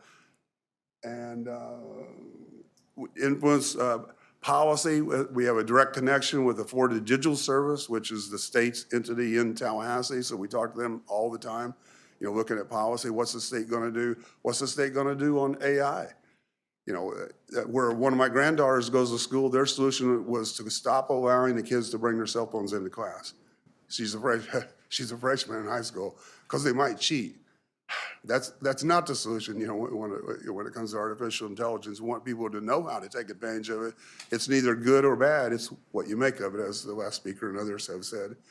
We also have a Security Operations Center program where we have a gentleman who runs the program and works with USF. Like most large universities, they have hundreds of thousands of people in their network, counting alumni, so a lot of work there. We hire students to work part-time. That does two things. One, it helps the university, and we also do some free support to the local counties, if you will, for forensics and things. But it also gives those students hands-on experience, so when they apply for jobs, they can say, I have a degree and I have hands-on experience. A couple of the most recent ones, one got a job with Google and the other with Morgan Chase. So it's a great program. We're trying to expand that. And I'll turn it over to Josh here, and then we'll take any questions probably towards the end because he's got several things we want to cover. But hopefully it elicits some thought. Again, being here has helped us because you see things, or talking to the CISA reps, you find out the federal virtual training environment, for example, it's federal, so it's not for state employees. Well, actually, it is. State, local, territorial, and tribal government employees can take advantage of the free things on the Fed BTE. So learn something all the time. Over to Josh. Thank you, Jim. Hi, everybody. Morning. Yeah, we didn't do that earlier, so we'll start that off right. So I am the Assistant Program Director for the statewide cybersecurity training program, and as Jim mentioned, education and training, I think we all agree words matter, so we want to make sure that we are clear that it's not just training.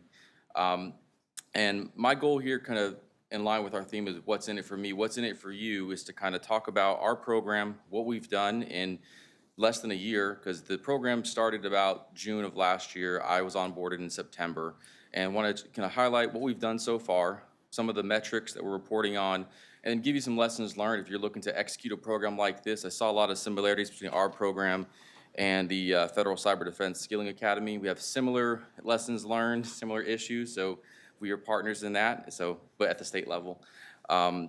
And hopefully that will be sort of a guideline for, if you're looking to execute a program like this, connect with us. We work with representatives from Alabama and South Carolina already, so if you're ever looking to collaborate and want to have some ideas, to discuss ways to make this work for you, reach out to us. We're happy to connect you with our team members as well. So Our program is legislatively founded and funded, as Jim mentioned. House Bill 5001, Section 2944B is the actual legislation. It's what awarded us $30 million non-recurring funds. And essentially, the guidelines are pretty broad, but it says you have to provide cybersecurity training for state, local, territorial, and tribal employees. And that should be provided to managers, executives, technical folks, and general staff. So basically everybody, so in some capacity. They also asked that we utilize the university system, so the state reinvesting in the state makes sense. And we want to make sure we focus those efforts for specific needs. So we're not just putting out course material, we're actually utilizing the CSET results from INL to kind of identify what are the gaps in the market for the state. So with the partnerships, we did establish partnerships with our host, University of South Florida, and each partner individually has different offerings. They did their individual proposals, and they happen to have some overlap, but we've got about 1 million government employees, so there's plenty of people to train and educate. And notably, USF actually provides one of our key courses, which is our General Awareness Certificate for the SLTT employees. And that's in response to a legislative mandate 282.318 from Florida Digital Service, which outlines the cybersecurity standards for state employees. That has a document, which is on there, the local resource packet, and that outlines all the different topics that have to be discussed for general awareness for the entire state and government employees on network. With that, we provided it to our partners at USF. They directly created a program. So that is sort of like your check the box program, which we don't want to say you do that. As we talked about yesterday, we're not checking the box. It's got several assessments, several modules, and it's continuously growing and it's being refined as mandates and requirements change. Also, through our program partners, we offer courses that are industry certs. So we heard about that earlier with the FISSEA program, that we have industry certs as well with our partners at University of West Florida. That's your full course exam and voucher. And it's not something that we say teaches the test. We want to make sure we're actually upskilling the workforce so that when they get these certifications, they can do the job next day. In fact, some of these people are probably already doing the job, just not officially certified, so they want to get that credential next to their name and make sure they're really certain that they are qualified to do the job. We also have courses in AI, machine learning, threat intelligence, and we also have cyber skills exercises, policy writing, ransomware, phishing scenarios, just some examples there that our partners UWF offer. They are our biggest partner as far as number of offerings. They offer over 20 different courses, and they're really making a big impact for specifically the technical folks in the state. Another one of our partners is Florida International University. So if you're getting an idea of the state of Florida, we've got UWF in the Panhandle, USF in the middle, and FIU towards the south. And that wasn't planned, it just happened to be the proposals that were accepted. They are the ones focusing on that gap that we find through the INL CSET tool, which is with executives and leaders. They provide on-site trainings to organizations. They have some generic offerings as far as why is cybersecurity important to you, how does it affect you from the financial breakdown, what does an attack look like, and to kind of make sure that they have an awareness and prioritize cybersecurity in their organization. But we also have some one-offs. Some people ask for very specific courses, and those are handled by our partners at FIU. They will cater the class to the audience so that they're getting direct materials for their needs. And we've got a lot of good feedback from that, to the point that they're actually now working on an online version of this because they can only travel so much. They've also subawarded to other partners across the state, but we also know meetings like this, having some hands-on workshops in person really make a big impact. You can't get the same dynamic usually virtually. I do like online gaming, but it's not the same thing when you go in person. We also partner with a few other organizations that are not universities for specific needs as well. That's the big thing we do at Cyber Florida is we don't say no, you have a problem, we will find a solution in some manner. We're pretty good at problem solving, very creative. We work with the National White Collar Crime Center, and they provide our Florida law enforcement some cybercrime investigation courses right now. Going to be wrapping up here next month, and we'll be looking to probably renew that as well. They provide basic and intermediate courses on dark web and cryptocurrency, and really helping upskill our law enforcement folks when it comes to those areas. And last, but definitely not least, because it just recently happened as of last week, Jim and I were at this event, Norwich University Applied Research Institute. They partnered with us and hosted our first election security tabletop exercise in person in Tampa. We had about 70 participants come on site, representatives from FISSEA, FBI, FDLE, FLDS, county sheriffs, supervisor of elections, all in one place working on election security tabletop. It started out very slow, and I think that's one of the problems we've also talked about earlier in the first presentation is getting the word out, letting people know that this is a no-cost opportunity. I think that's something we didn't mention, is that because this is state-funded, providing resources to state employees, it's at no cost. So is it any good? Not too sure. We think it's pretty good, and it's really new, too. So that's the thing is, you know, if you think of yourself as a consumer, if it's free, and it's new, is it worth my time? Is it any good? Is it proven? You know, there's a bunch of other people in the landscape that provide some stuff like this, but there's a cost to it. They're more established. They have a bigger reputation. Why would they come work with Cyber Florida? Well, maybe your budget says you should. And then, of course, the quality of our work also indicates that as well. Just a couple few metrics here. This is from our last quarterly report. So part of that mandate from the legislation is that with that funding, we have to provide quarterly reports on how the funds are being spent, but also participation effectiveness. And up front, the report was very small because the questions were just a couple questions. And then as word starts to spread and we get more participation, more questions come up, so more data points are collected, so more reporting happens. And so you'll see here, it's as of last quarter, so it's definitely over this number now. We're at over almost 5,900 individuals participating across the state. And the second number is registrations, so that's larger than participants, indicating that people are taking more than one class, which makes sense because you've got your general awareness, you've got your technical, you've got your leaders, and depending on what hat you wear, which might be all of those, you might be wanting to take more than one of our classes, or you can take multiple technical classes. Today, as of last quarter, our program has had impact in 96% of the state counties. The 3 counties that are not supported, those in the white, they have a population of just under 30,000 combined, so they're probably resource constrained. You might have one person that's your fire chief, also your CISO, and probably your accountant all at the same time. So we know that they're resource constrained. They may not have the availability to participate, but that is our target for this quarter. We currently have over 40 courses on our website. They open up about every quarter. We work with our partners to update that as frequently as possible. It started out with, I think, just about 20 or so, and then after the second quarter, we really got some engagement with that CSET tool, identified opportunities, and really increased our offerings. And so similar to the number you saw on the previous slide, 1 out of 10 participants have taken at least 2 of our classes, if not 3 or more. So that shows you that we're having more depth in our engagement versus just one-off participation in general awareness. And I think another key piece to showing our program's short-term success is testimonials, feedback. This is the first time I've actually published this quote because it just came back last quarter. So if you just take a moment to read that. Essentially, our program participants are very eclectic, but they have the same mission set. And I'm not military, but we work with a lot of military folks. I know what that means. And they have the same mission set as far as supporting the state and having similar agendas. So it's nice to have in some of these classroom environments people that don't work in an organization but have the same mission, and now you can collaborate and build relationships. Should an incident, not if, when an incident occurs, you now have contacts. You have people with similar mindsets on how to execute that program or that response plan. So that all sounds like we're just kicking butt, and I like to say proudly, we're doing a pretty good job. We've been at this for about 3 quarters, and with every program, you kind of build the plan as it's flying, and we're doing a lot of building and rebuilding and refining. Someone yesterday said one of my favorite words, because I'm an agile person, I do not have a cyber background, refinement.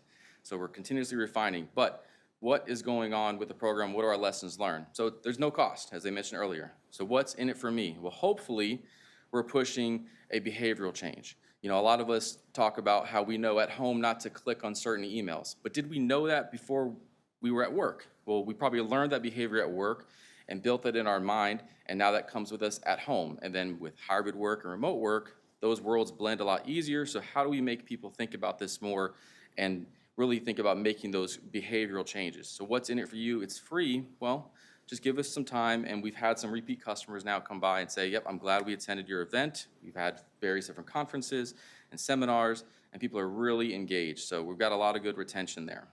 I won't go through all of these, but a couple other lessons learned. Endorsements. kind of playing off of that, it's free, is it any good? Endorsements play a critical role in validating the proof of your program. I'll admit that we didn't have many endorsements up front because we didn't have anything to prove.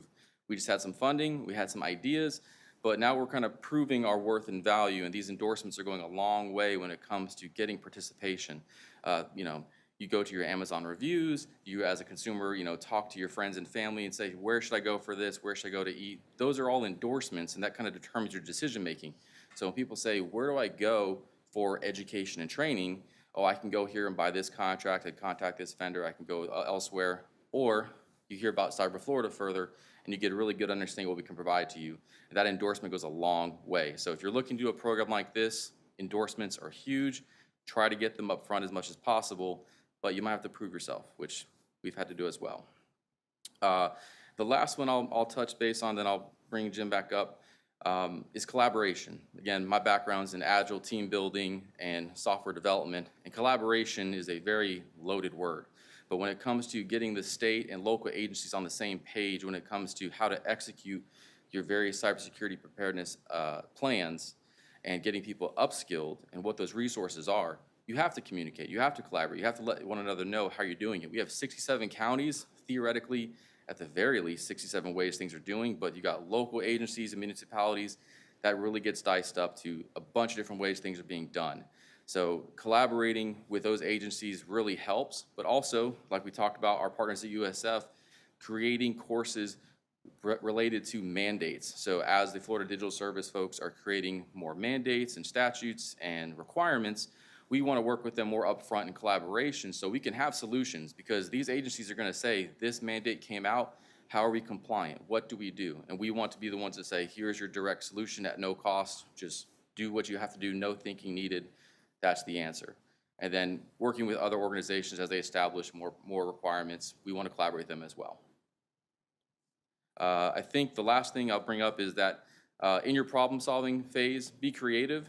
One of our things we've done is we've incorporated our other programs that Jim mentioned earlier. The cyber range specifically has a similar audience who can participate, the SLTT employees. So that's just another level of training, right? As you get your education and training through us, if you want to get some hands-on simulation experience, take part in the range. So we kind of bridge our programs together a lot and have a lot of overlap, and that helps in the problem solving. People say, hey, I want to learn how to do, you know, incident response. And we say, well, you can learn about it, or you can actually get into our simulation, do red team, blue team exercises, and we can actually get you in the range and get some real life experience. So that kind of leads into Jim talking about the range some more. Yeah, I'll make this real quick because I know we're almost out of time, but I wanted to mention a couple things. Through all that, what we decided we needed to do was ensure that all the providers provide digital badges to the participants. Not everybody has a learning management system. The state has one, but that's a challenge. I mean, Josh and I are state employees, but we're at the University of South Florida, and there's state employees, you know, scattered at all around. Local government in Florida, because it's the third most populous state, these figures may not surprise you, is if you look at 30 million people roughly, about 1 million state, local, territorial, and tribal employees from all over, and some of those organizations don't have a learning management system. So we're trying to help the state do the right thing in that regard too. Like, how can you manage your resources if you don't have a learning management system and you don't have any way to readily know how many people you actually have that have a degree in computer science, or pick something else? So everybody's familiar with LMS as we try to drive that too. Maybe just a couple other things real quick, but we talked about this is the program we run with NSA dollars. One thing I will mention, and then wrap up and take any questions. We can certainly take them. I know it's break time, but the center developed a reputation of being able to do things in an organized fashion. So when federal dollars came down to the states, like to Florida about a year and a half ago, got $20 or $21 million for the Pathways program. So we partnered with 3 of the professors there at University of South Florida, our host, if you will, agreed to pay parts of their salaries, and they essentially ran the program and did all these things that it lists on the slide here, the great benefit to the state. They recently did a cyber launch activity on one of the first slides. I forgot to mention 900 high school kids doing capture of the flag. We think it's the first one in the United States, certainly the first one in Florida, And I believe one of the most important things we can do is interact and encourage the youth to be involved in cybersecurity, make it sound interesting. There's a lot of aspects to it. It's not, as we know, and somebody mentioned earlier, it's not all technical. The managers and executives and others need to know about it too, so you can help make sound decisions and help hire the right people. And so all the state employees get continuing professional education credits too. So what to, we're pretty, we know we've got a lot of improvement. We can do some other things. We've learned some things here, and we're going to learn more as we go along. But we're far enough along now that South Carolina sent a delegation to us to say, how did you guys do this? Alabama did the same thing.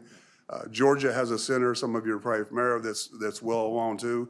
They have the advantage. I was there at the NSA site. They're very near the NSA facility and Army Cyber, so which really helps. A lot of the employees there used to work for NSA or the services, so Georgia's right up there too. But I'll stop there and take any last minute questions. Does anybody have a question before we go on break?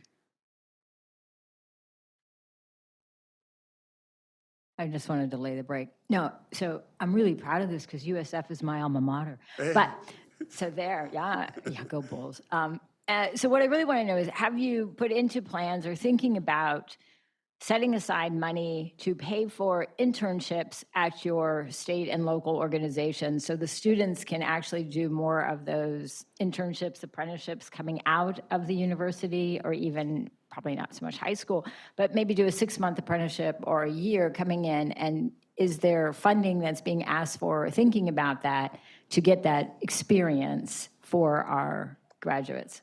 Yes, we definitely want to do that. In addition to the SOC apprentice program, as we call it, where we sought funds from the state, but also from folks who are willing to donate money to. You saw J.P. Morgan Chase and others on there, Guide Point, if some people are familiar with that.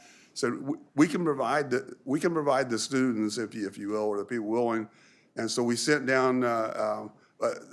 Part of it is getting always somebody to look at your resume. So we talk to the folks from those organizations who are willing to talk to us in person and say, they don't make any promises, but they will promise us if you give us people that you believe are qualified, the names, whether they're students or the first responders, veterans, we'll at least take a look at their resume. And some of those folks have gotten apprenticeships lately. We want to do a lot more in that arena because I think everybody knows, your chances are greatly increased if you can show you've had hands-on experience in this arena. So we want to do more, but a little bit right now. All right, I believe that is all we have time for before our first break until 11:15 sharp. Come back for additional presentations before our lunch. One last round of applause for Jim and Joshua. Thank you, everybody. Get some refreshments, restroom break, etc. Welcome back, everyone. It is now 11:16. We're going to get started after our break. I hope everybody had a chance to check out our awesome exhibitors, get some more refreshments, snacks, etc. And I also would like to remind those online, please use the chat feature, ask questions. We will be addressing them accordingly. Okay, our next presenter, I would like to introduce Alan Wesley. Alan is a cybersecurity leader within SAS segment of L3Harris Technologies. In his current role, Wesley has strategic responsibility guiding teams of cybersecurity professionals, ISSMs and ISSOs that assure the continuous validation of confidentiality, integrity, and availability of classified systems operating in the L3Harris vaults at remote site locations across the U.S. And one thing that is not part of the script, I would like to say, if anybody has a chance, please check out his website and LinkedIn. He has really good information and YouTube videos. Now introducing Alan Wesley.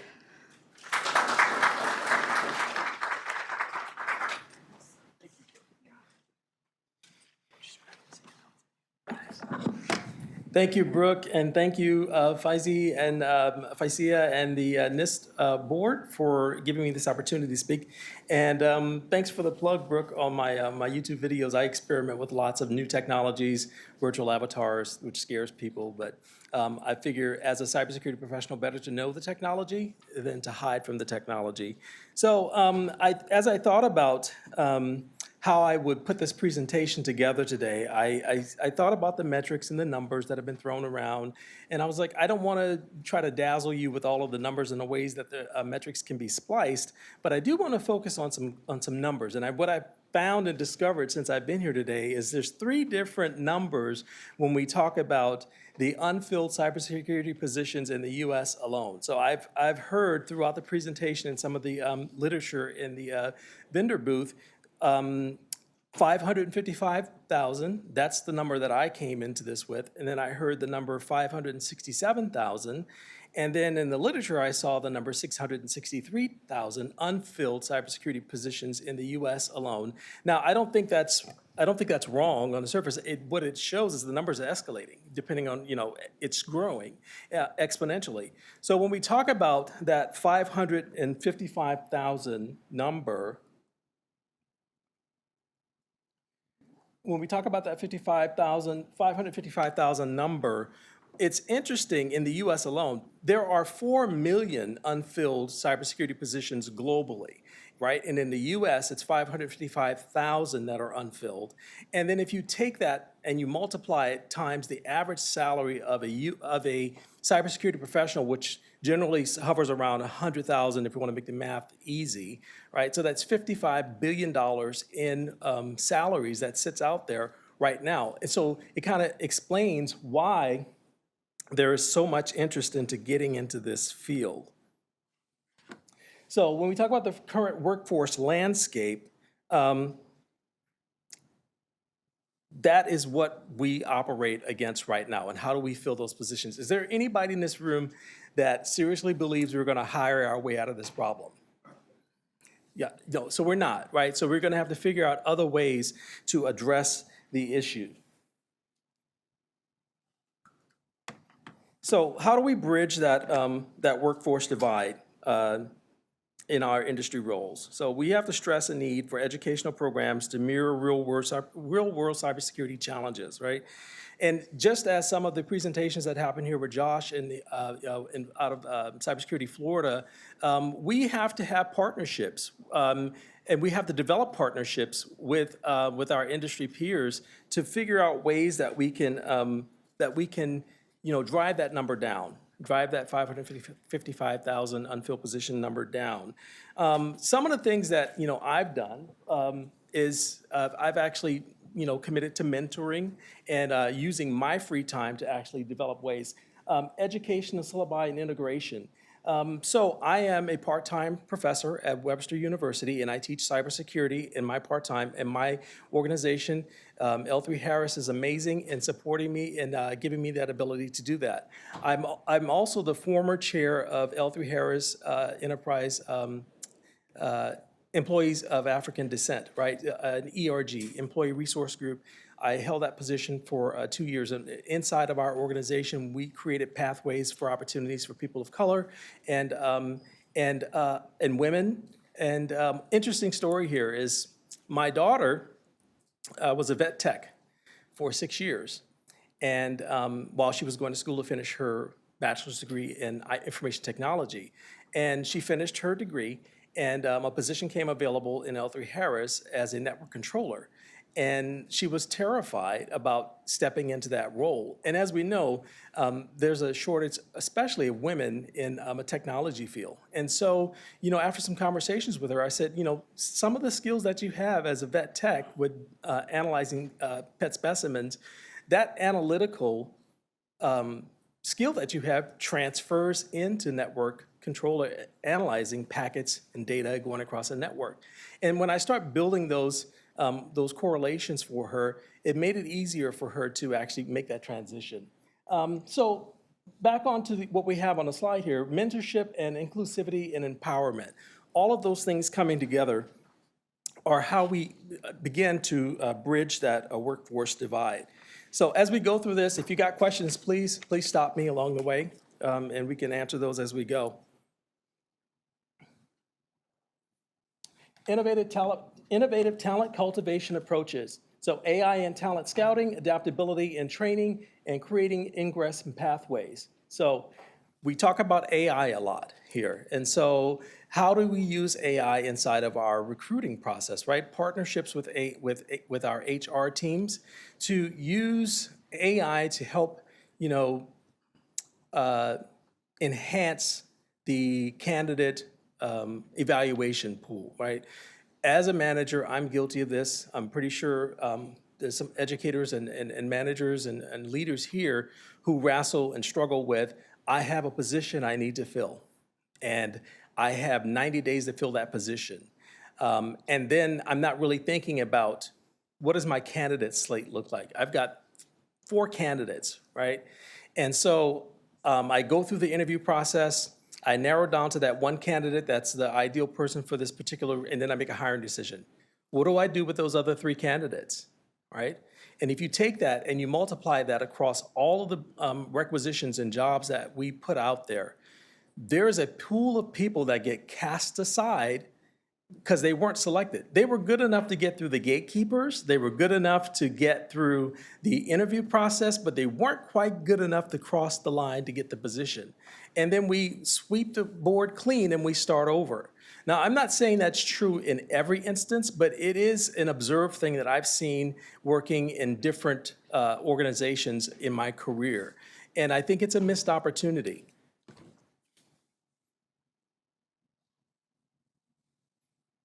So unity in cybersecurity workforce, fostering partnerships, anticipatory leadership, and personal growth focuses.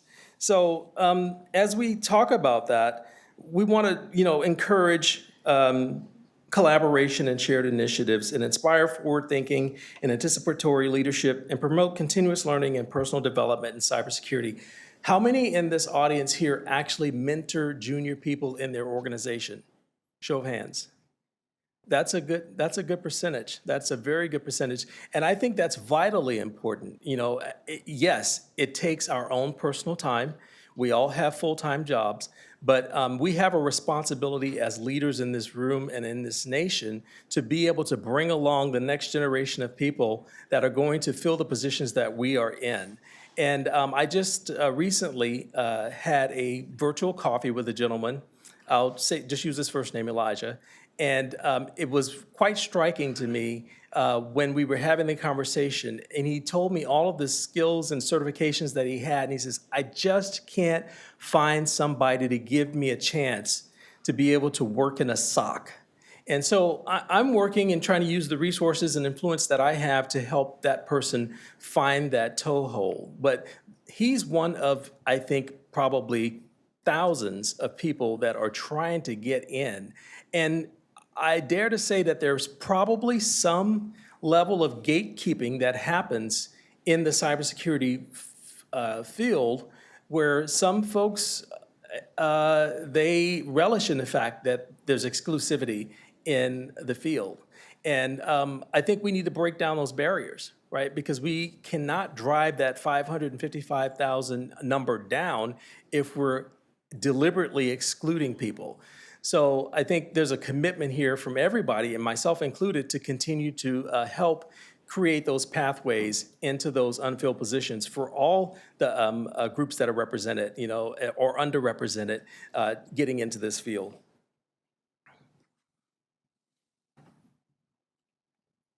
Uh-oh. There we go. Thought leadership looking towards the future, strategic collaborations, resilience and integrity, and career mastery ethos. So does anybody in the room here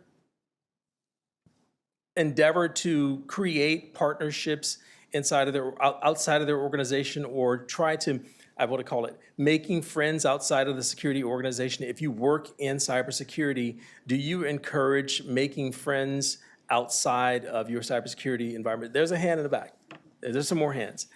I think that's extremely important because we have a history inside of cybersecurity to look at the problem from a user standpoint. But I think we quickly forget that we are all users in some capacity. And when we put that light onto users in a negative way and say that the users don't understand or the users are the weakest link, we create a barrier, and we need to break that barrier down. I can tell you, when I go home and I hang up my hat for the day, and case in point, I got a new phone. And I had to actually configure my new phone, right? Because having transferred the data over is one small part.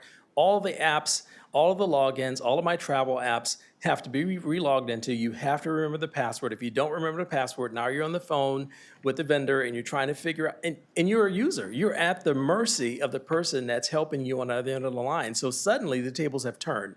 And I think we have to realize that when we deal with our employee population is education is very important in terms of making sure that we are treating people the way that we want to be treated. And I think that's very important.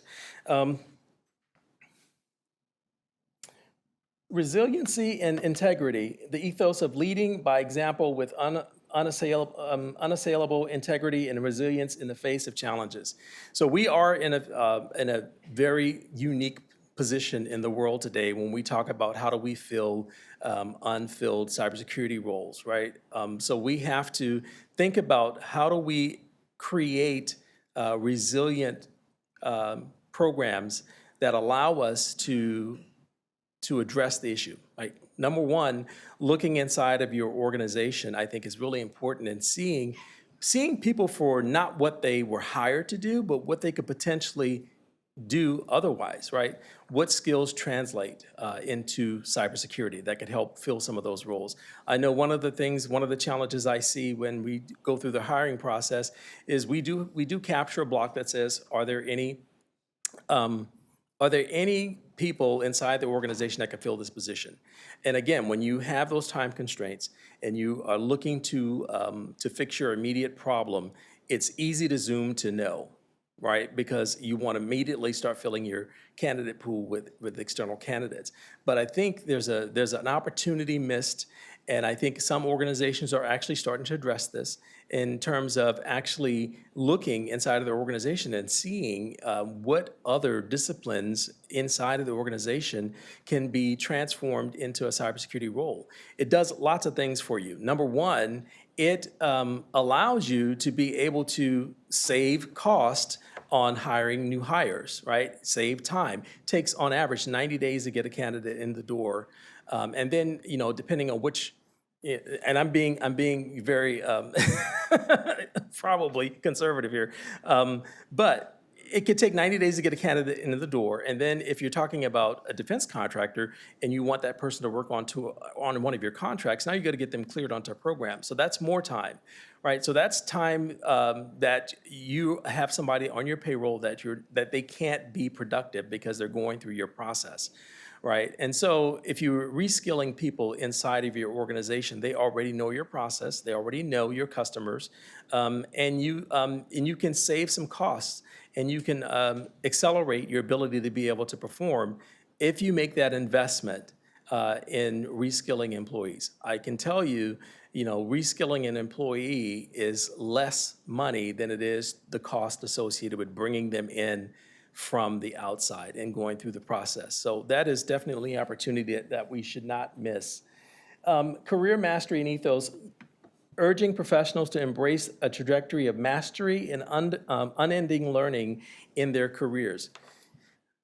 When we talk about a growth mindset, right, we must make sure that we are talking to our employees from a standpoint of a growth mindset. Failure is not an excuse to eliminate an employee, right? Failure is an opportunity for that person to learn and to move forward. What you do after a mistake is more important than than making the mistake itself.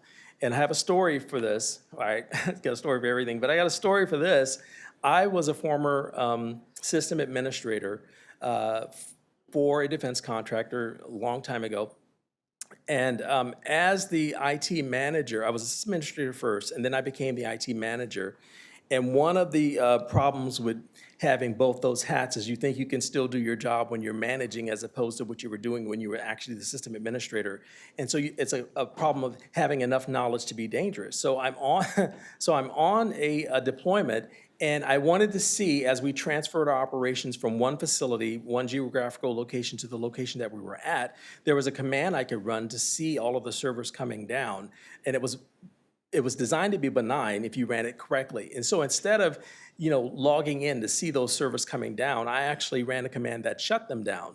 And so, and so on the operational system. And so I shut the systems down sequentially, one at a time. And I got a phone call from the main operations center to say, what's going on? I just lost my ability to make contacts with my satellites. So this was the ground control systems. And so I had two choices there. In that scenario, I could have directed my teams to cover up my mistake and bring all the servers back up, or I could, pick up the phone and call the maintenance officer and explain what was going on. So in that instance, it was career changing for me, right? It could have been a bad way, but it was actually a good way. So I picked up the phone, I called my maintenance officer, and I told him what happened. And I said, I just shut down your MCS by accident. And he started laughing because he thought I was joking until I wasn't laughing with him. And then so he said, well, what are you going to do to fix it? And I told him how I was going to fix it. And I actually called up my team and I explained what I did. And fortunately, none of the satellite operators were on contact with any vehicles at the time. So my shutdown happened in between. So it was less impactful. So that's probably why I still kept my job. But, but in the end, they were able to recover. Out of that, my punishment was to go back to Linux training, and it was done in a very public way. We had a weekly meeting, and those incidents get tracked, and that incident was tracked, and my name was attached to it. And they said, so Alan shut down the mission support on the ground systems, and this is his penance. He will go back and take some more training. So I did. But the point is, it's growth mindset, right? It's what you do in the face of adversity and how you recover from it is what's crucially important. Looks like I got a question. All right, go for it. So, quick question. So, a lot of times, so to your point where, you had that incident, it was an opportunity for you to say, all right, maybe I need to learn more, in terms of Linux. So kind of go on that same vein, right? So within an organization, you may have an employee that may not be doing as well, right? Within their position. Do you think that there's an opportunity, or how can an organization then be able to look at an employee and say, hey, maybe that's not their highest skill set in terms of what they're doing, but maybe that can be applied somewhere else within an organization where they may be able to do better in regards to their skill set or what they're able to do. Because I think some employees sometimes saying, hey, and we all know we might have collateral duties sometimes, right? We may be like, you know what? I have the capacity to do this, but I may not be like the best at doing this, but I may be good at doing something else. So how can we begin to maybe identify some of those strengths that an employee may have, and maybe those strengths could then be applied elsewhere within the organization? That's a very good question, Clarence. Thank you for that. And I would say that having a good relationship with your manager, first of all, is the first part, right? And being able to have those discussions about career development, skills, and using your HR systems that are in place and encouraging employees to go in and actually put in their accomplishment, put in their skills. It's like an internal resume, right? And that's the first place to start, to say, so these are your skills. This is what you're currently doing. Your performance isn't at 100%, it's not even at 80%. And before we rush to put a person on a PIP, which we all know PIPs are designed, performance improvement plans are designed to correct behavior, but they usually end up driving people out of the organization. Before you get to that point, actually, start having a conversation about what they want to do. Just because they're doing this particular job doesn't mean that they're passionate about it, right? Look inside of the organization. And sometimes if you've got people that are working in IT, maybe IT isn't the best thing for them. Maybe they should be working in cybersecurity, or maybe they should be working in GRC, or maybe they should be working in supply chain, right? Expose people to different opportunities. And then again, you avoid the process, you avoid the person leaving the company, and you avoid having to hire to backfill them, and you put them in a role where they can thrive. So I think that's very important. Good question. Another question.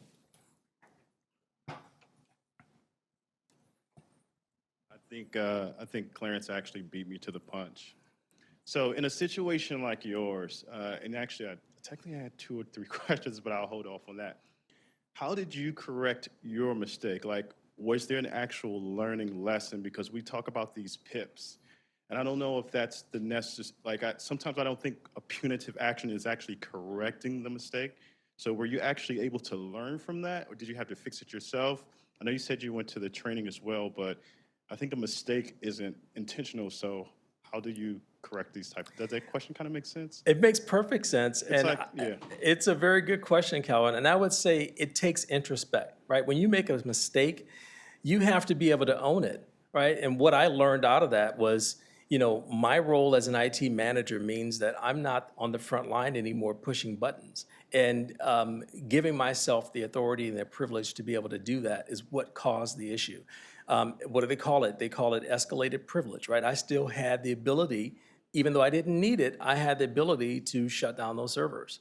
And, making sure that your role matches with your abilities, right, and the requirements of the job is very important. Now, this happened, years ago before cybersecurity was the thing that it is today when we talk about, roles and responsibilities and privilege escalation. So that was the important thing. That was a self-taught lesson. I'm like, as a leader, I hire people that are smarter than me, that do this work. I think it was the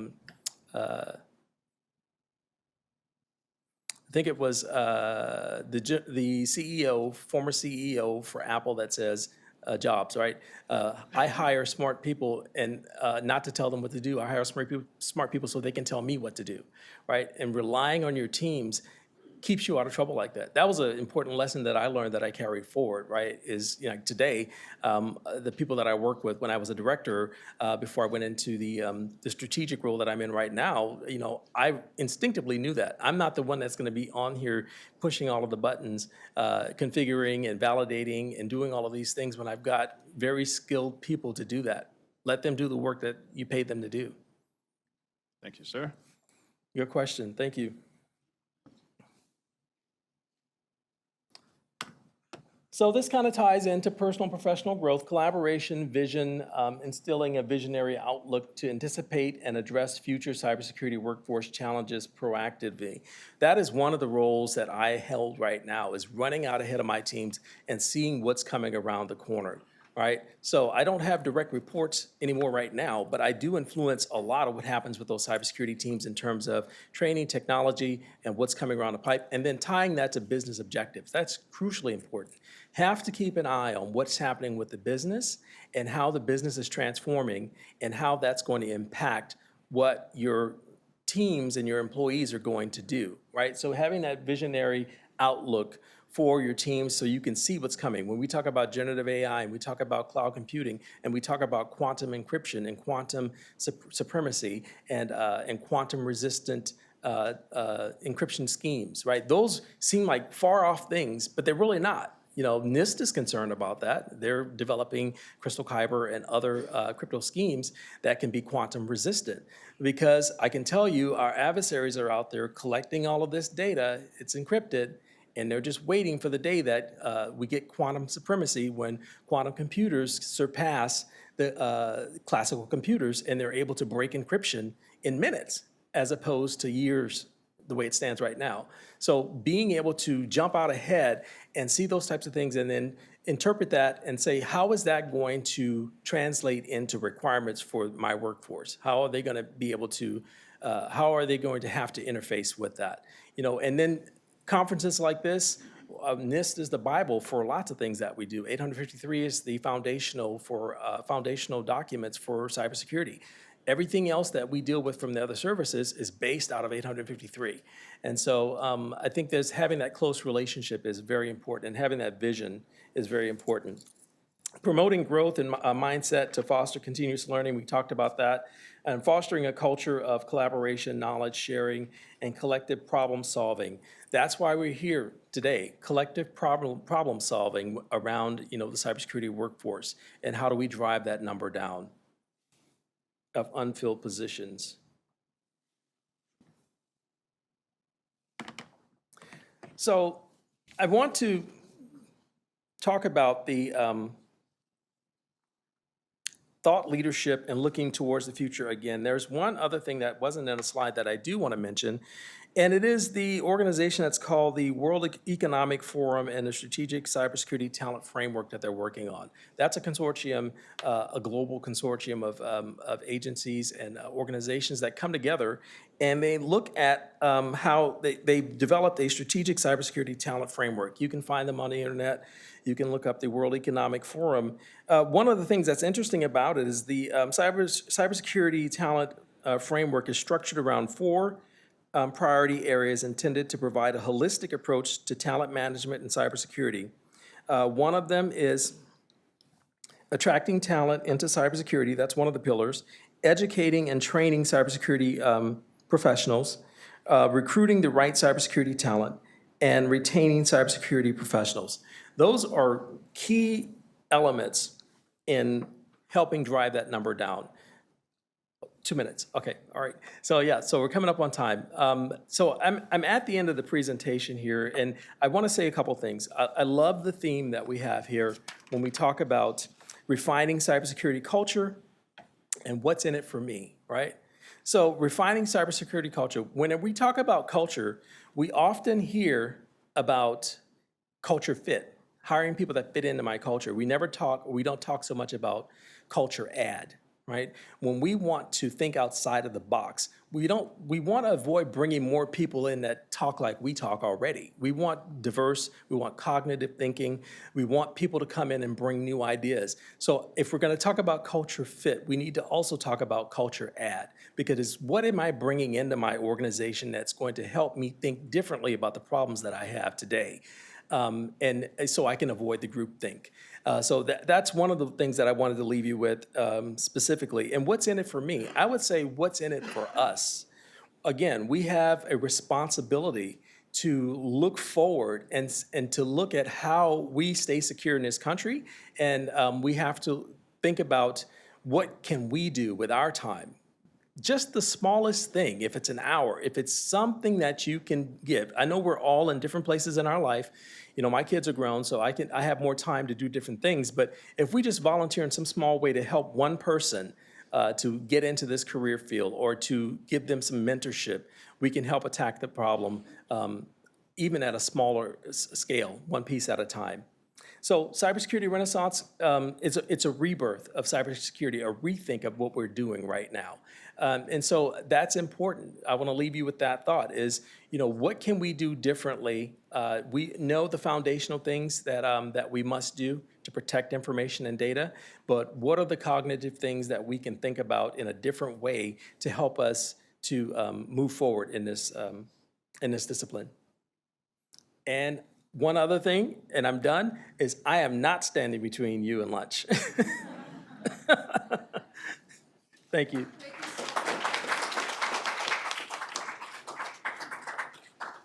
Thank you so much for that presentation, and also, ouch to Mindy. But I think you scared her away. I don't know where she is. Mindy? Okay. All right. So while she makes her way up here, I have the distinct honor of presenting to you Mindy Baird.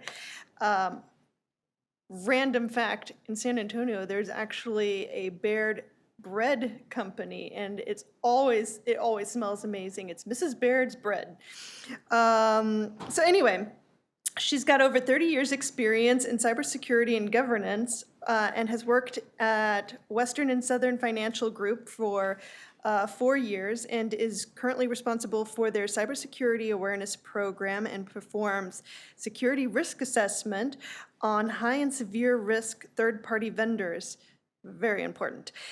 She's got 31 years at Procter & Gamble, where she's worked as the global manager in information and security, data privacy, IT internal audits organizations. Today's topic is going to be about security awareness reimagined. All right.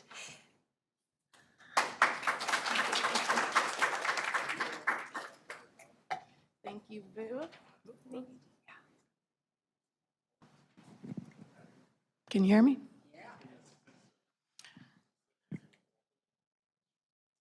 Well, thank you very much. And yes, I know I am standing between you and lunch, but I'm going to keep you so entertained, you're going to forget about lunch.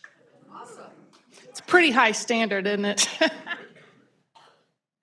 Well, what my talk today is going to do is to try and get you to think out of the box and think about security awareness in a different way.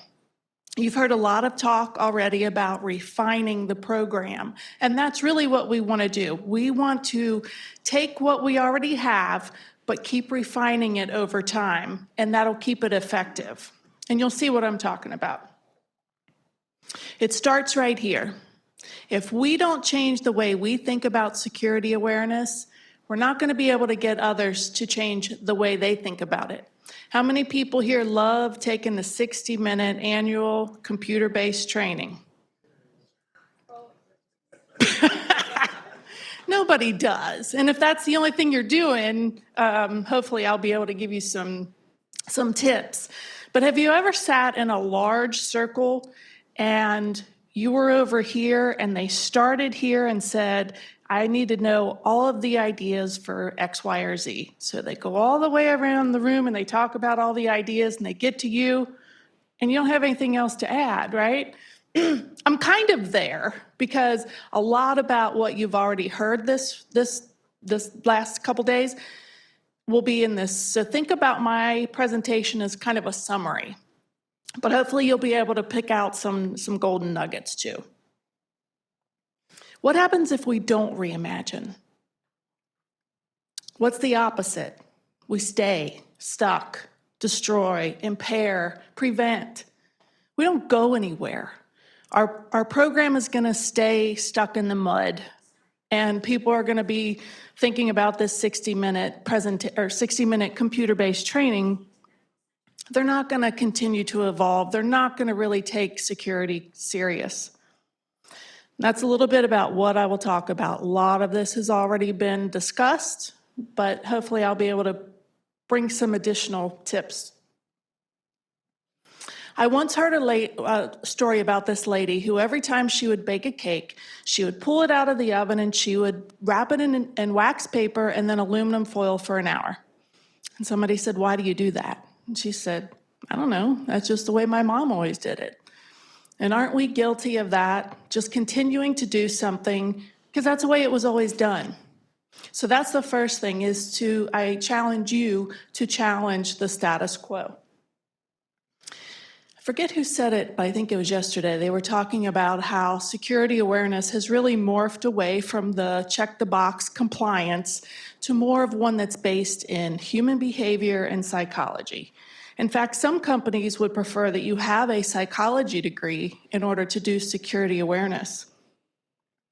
But our biggest objective is not to check that compliance box. It's really to help our business do their business securely. And the way that we do that is we mitigate risk through changing behavior. So how do you know what's working and what's not working?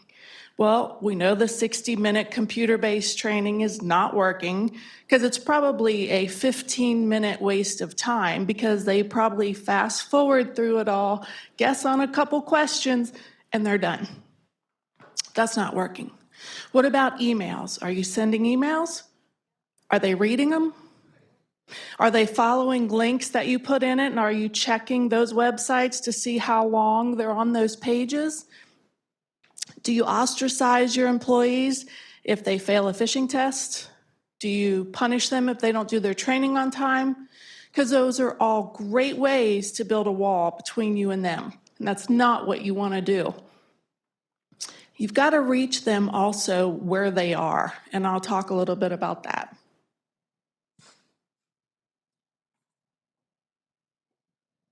How do people view us? And by us, I'm InfoSec, so do they view us like Oz, the great and powerful, behind the curtain, somebody they would rather avoid because we're intimidating, unapproachable? Because if that's who we are, well, I'm really loud. If that's who we are, we're not going to get a lot of interaction with them because we're not being approachable. I cannot stand by that. That's really loud. And there is the curse of knowledge, but also knowledge is power. So think about that. When you want somebody to do something, think about a little kid. When you tell a little kid to do it, what do they say? Why? Why? What's in it for me, right? Why? I used to have a prop. It was a shirt, and I'd pull it out, and it says, because I said so. That's what we used to tell the kids. That's not going to work with your employees.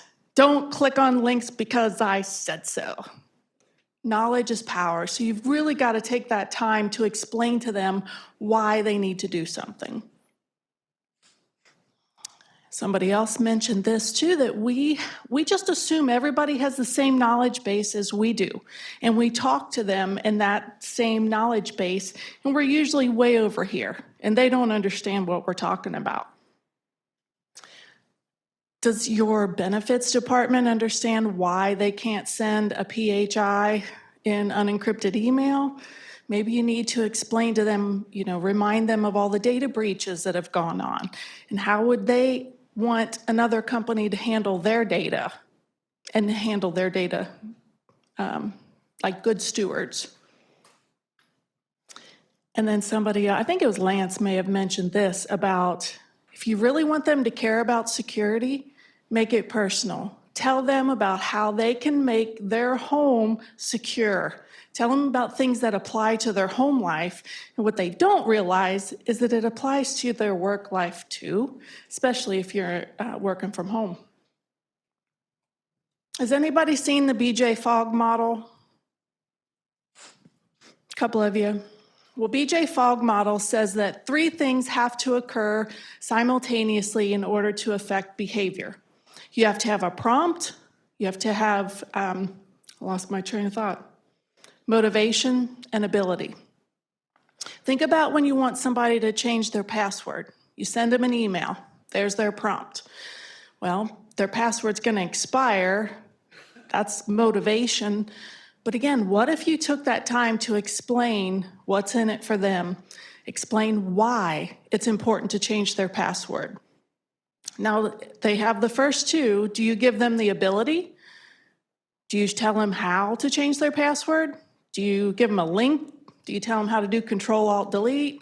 What about password structure? Do you tell them about what the password structure is? So if you've done that, you've got all 3 things, and you can then affect behavior. Amazon has this down pat. I'll be sitting there scrolling on my phone. Next thing you know, ding, something in your cart has been reduced in price. Well, there's my prompt. There's my motivation.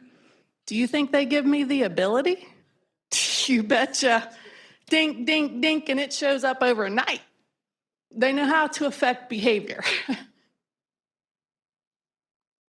What about relationships? Who should we have relationships with?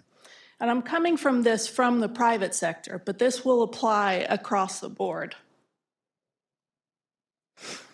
We have an IT town hall every quarter. It's a great, fun meeting. You get to see other people in IT that you haven't seen in a while. You get to find out who was promoted, find out what our big initiatives are. But there was always one part about this meeting that bothered me. It's when the business would come in and talk about their results. And I remember looking around and thinking, is anybody else bothered by why they're here? We're IT. Go back to your business side. Apparently I was the only one. And I finally understood that if I didn't know what they were trying to accomplish and what their goals were, how could I possibly help them meet them securely? So then I was able, to talk a little bit to different organizations. Like HR, they're going to care more about PHI than PR will. And while our audit department may care about security, our field sales may think security just gets in the way. I've actually got a funny story. I assigned a 10-minute course to one of our field sales agents, and he called me super irate because the 10-minute course was getting in the way of his goal, and his goal was to sell, sell, sell. And we talked for an hour, solid hour. And I let him rant and rave and tell me about all these things that are keeping him from doing his business.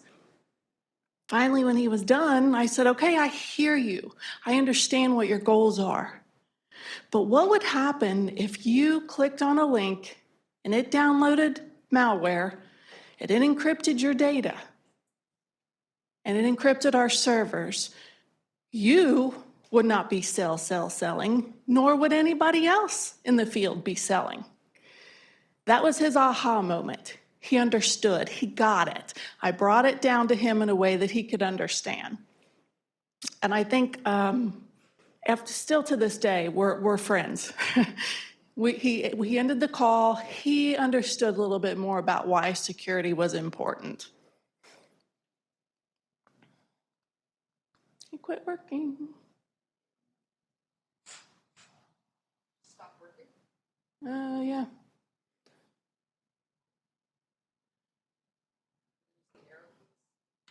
There we go. Yep. It had something on the screen. I had to take it off. So the other thing that this brought up was the fact that I really didn't know much about my field sales organization.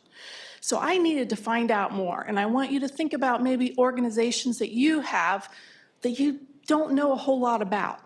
So I did a focus group with some of the field sales and their managers. And I said, take me through the day in the life of a field sales, from the time you get up to the time you go to bed. And what I found out was that these guys were a whole different animal. I couldn't train them the same way because their goals, their way of life were just a little bit different than my home office people. By the end of the day, again, we had shared objectives.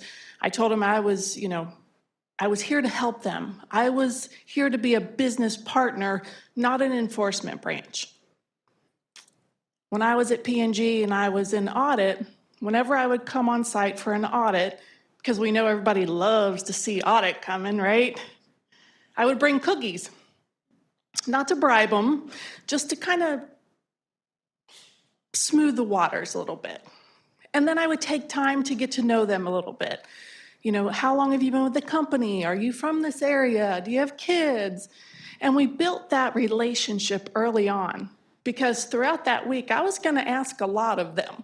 So by having that relationship built, we were able to really conduct a good audit, and they understood that I was just another set of eyes on their processes. I was not the enemy. We had shared objectives. Does anybody have security champions in their organizations? I see 1, 2, 3. So these are the people that are down in your organization, and they are your eyes and ears. If you need something that you need distributed, you give it to them, they can distribute it out, because sometimes it's better well received coming from a peer than from Oz. But also they can let you know too when something's going on. Like, hey, Mindy, we've got this text message going around again. So they're the people that are cheering you on, but they're down in the organizations helping you be your eyes and ears. And if you don't have an advisory board, I think Marion and Susan talked about this yesterday. It's so important because these are the people you're going to bounce your ideas off of. You're going to find out also what's going to happen because it's a multifunctional team, and you're going to find out what's going on in their areas so that maybe you need to do a communication about something that the CSOC is changing. But also, having an advisory board really lends credibility to your program because the management sees you didn't just create this program in a vacuum. You've got a board of directors, basically, that's helping you create this. Whoops. All right, what about engagement? How do you get engagement even if you don't have a budget, even if you are fully remote? How do you do it? Well, if you are in the office, maybe you set up a table outside the lunchroom and you hand out flyers. If you're not, maybe you're at home, then maybe you do a podcast. Maybe you do a Slack channel where you can have them communicate to you anytime, and they can ask questions anytime.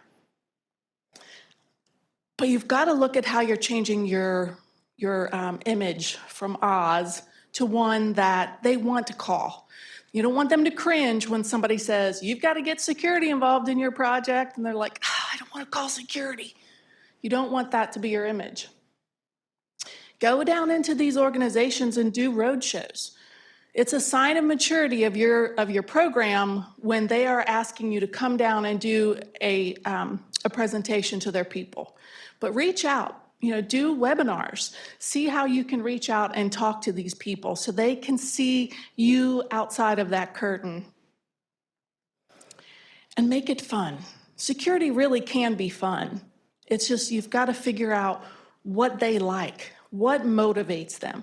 At Western and Southern, we get free food, and we are there 5 days a week, but we get free food. So food is not a motivator.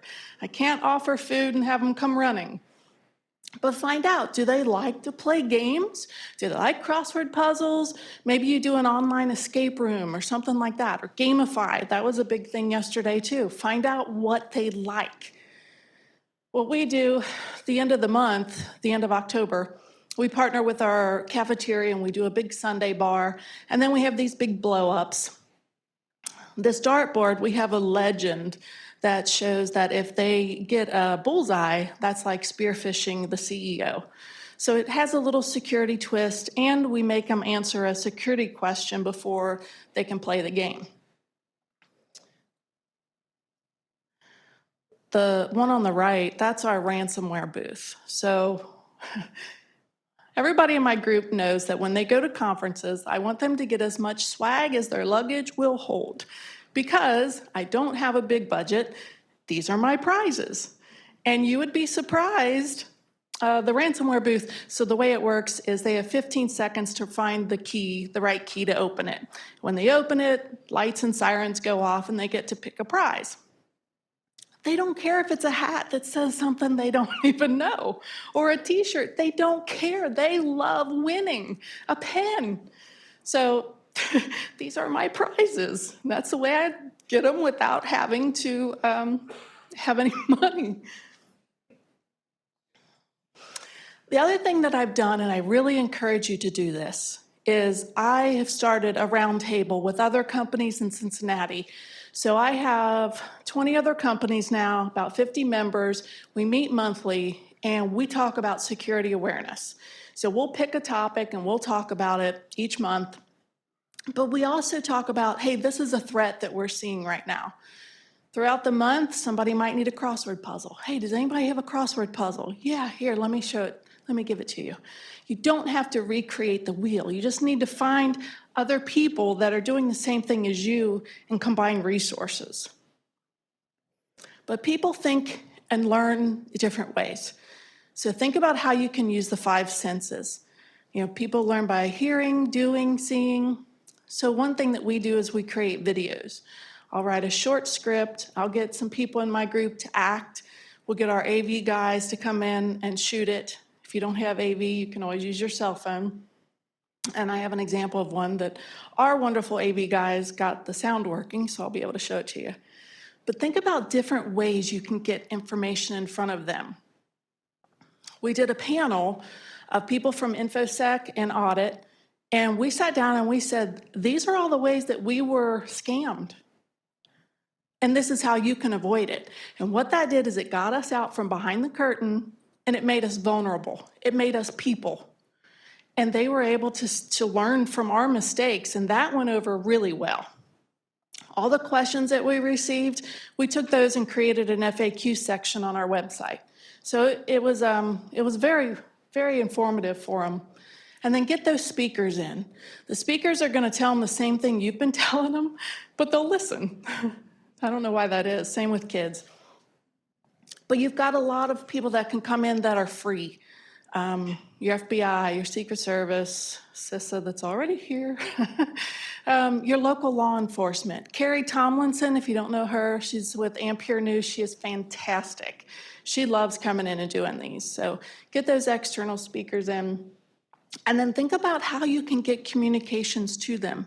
If you're in the office, create a newsletter and put it on the back of the bathroom stall, because you have a very captive audience. I've heard of an organization, they called it the Stall Street Journal. That was cute. If you're not there, put it on your website. I have a news section on my website. That way I can say, here's a bunch of things that are going on in the world that will probably apply to your personal life. They care about that. All right, let's see if we can get this to go. Yes. Yeah, man, that's cool. Yep, I can probably do tomorrow. That might work. Yeah. Okay. Yeah. Sounds good. Hey, thanks, man.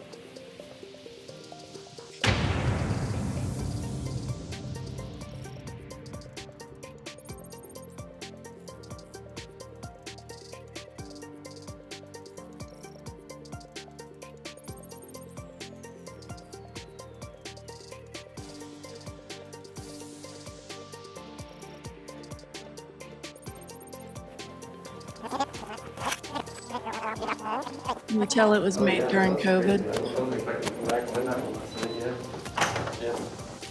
Oh, hey, you need to scan your badge. Oh, I'm sorry, I forgot my badge. Oh, you can check in with the security desk then. Oh, okay, thanks.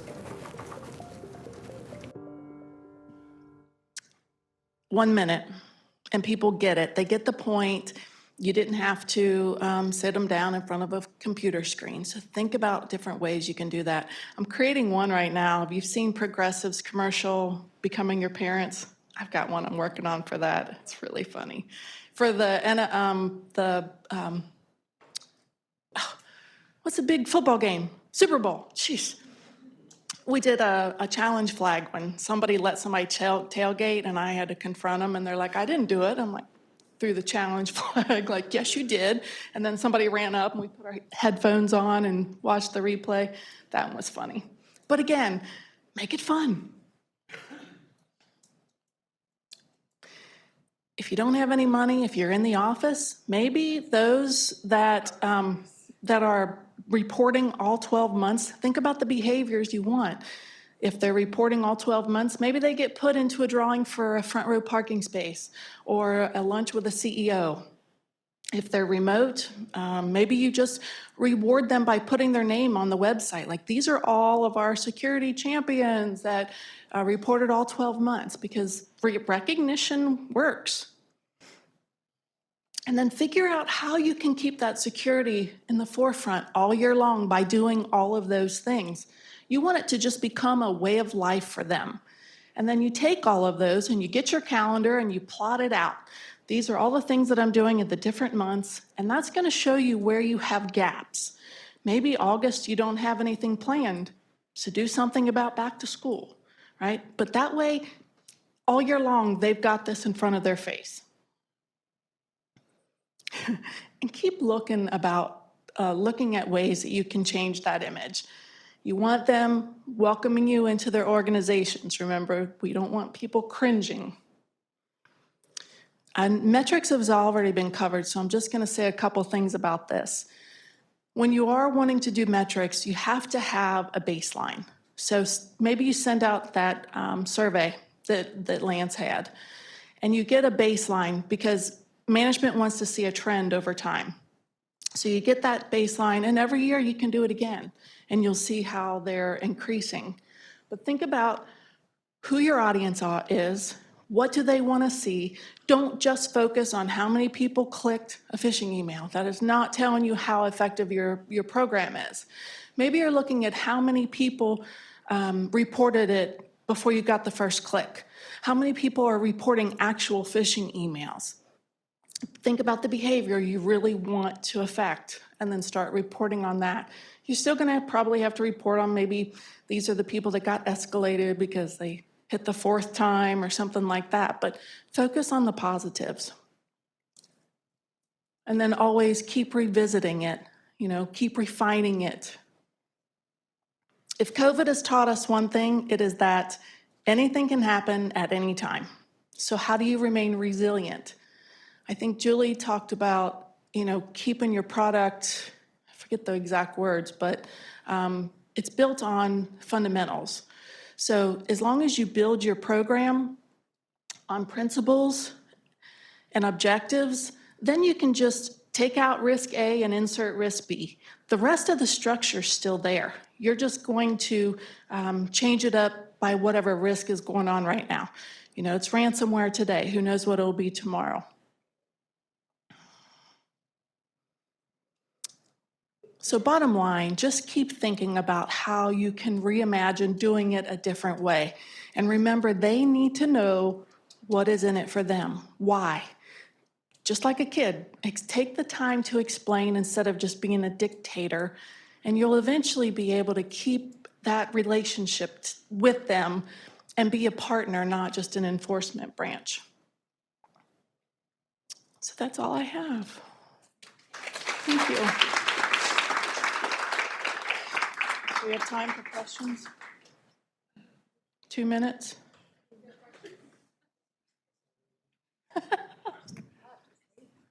All right, so I have a question. I'm just going to read off of this because it may be fully loaded.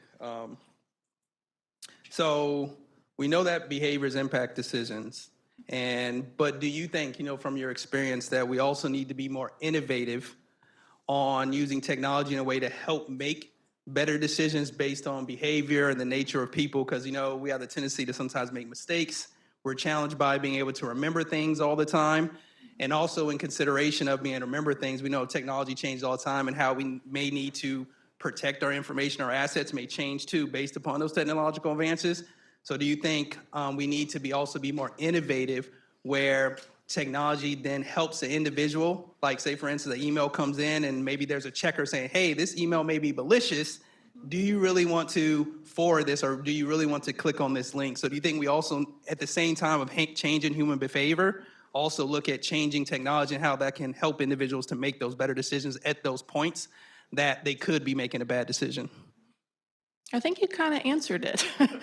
Yes, AI is going to just continue to help us. And not just AI, but there are tools out there that are going to take the guesswork out of it. We're working on the fact right now that, we want to block a lot of these emails before they're even getting in. So yeah, use the tools that are out there, continuously look at ways to innovate, how to take the human error out of it. All right, well, thank you very much.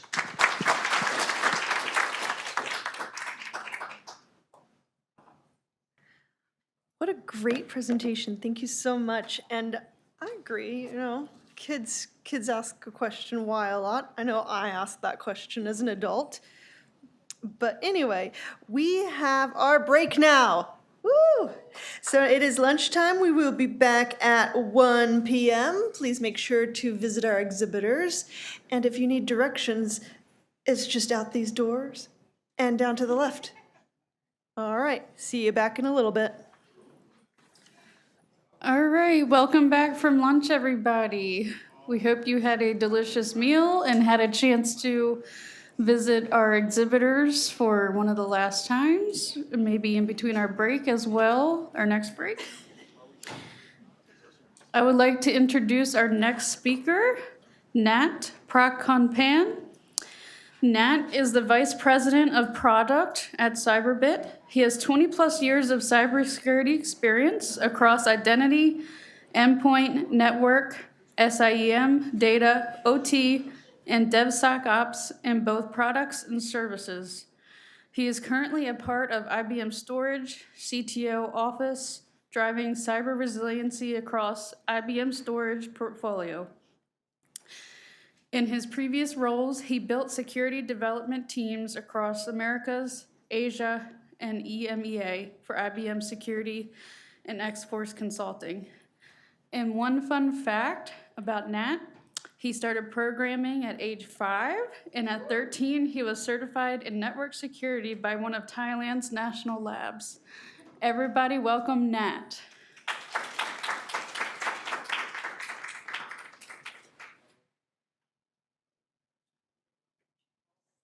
Thank you, Brooke. So part of the what Brooke introduced me is, of course, no longer with IBM. Now I'm with Cyberbit.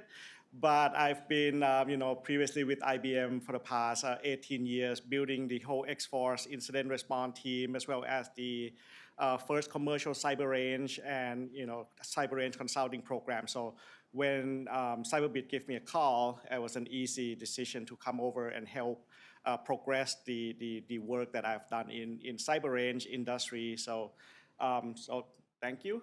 So we'll talk a little bit about cyber range technologies right today. So a little bit of a background on Cyberbit is a cyber range company, and we focus on the SOC level engineers up to C-suite, meaning SOC, incident response, forensics people.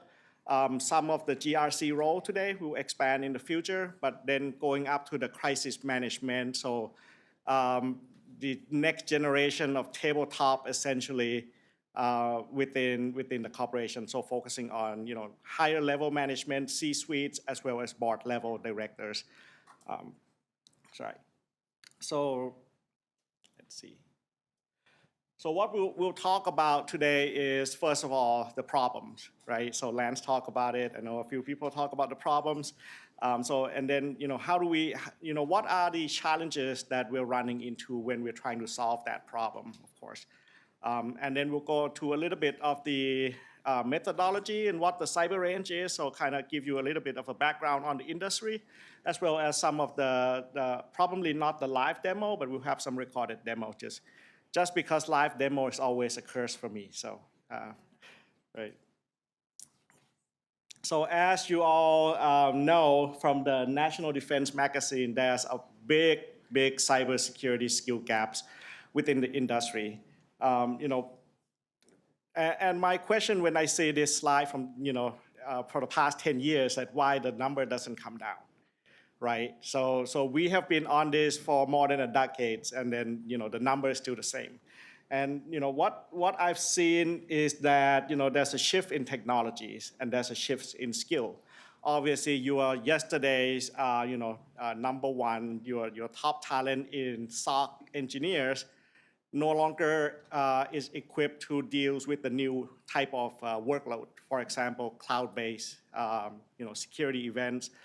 How do you manage event when it becomes zero trust, when there's no boundaries, there's no walls between the outside world and the inside world.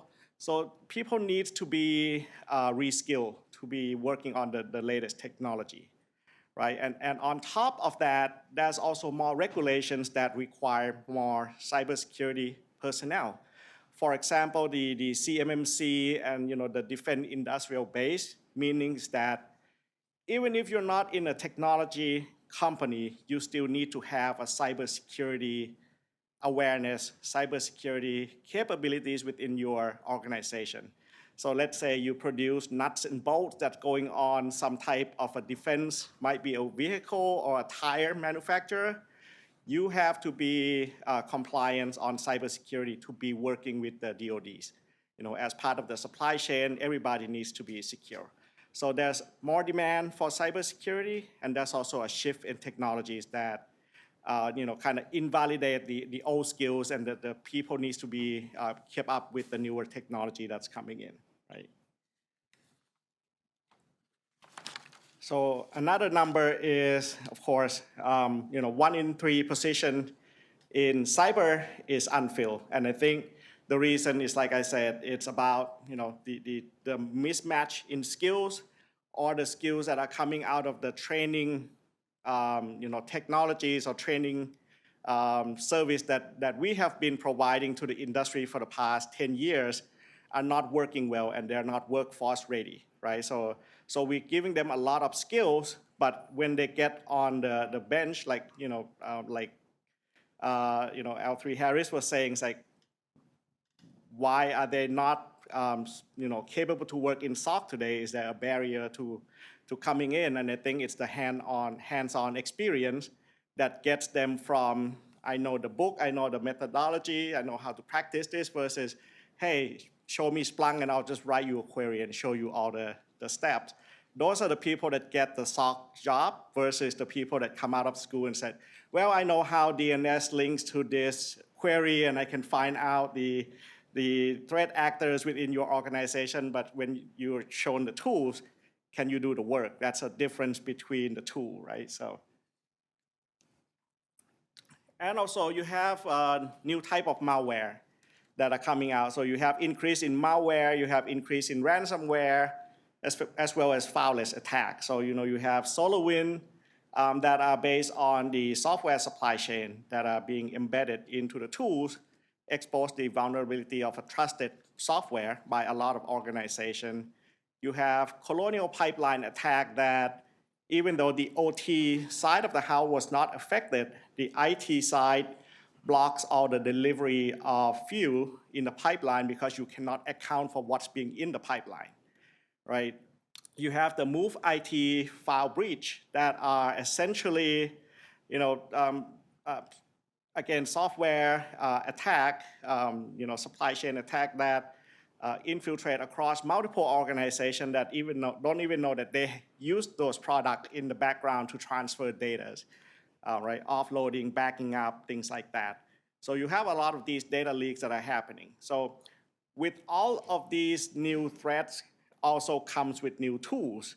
So this is why cybersecurity professional needs to be kept up to date on the newer technologies. So for example, socket.dev now have the mapping of all dependencies within GitHub.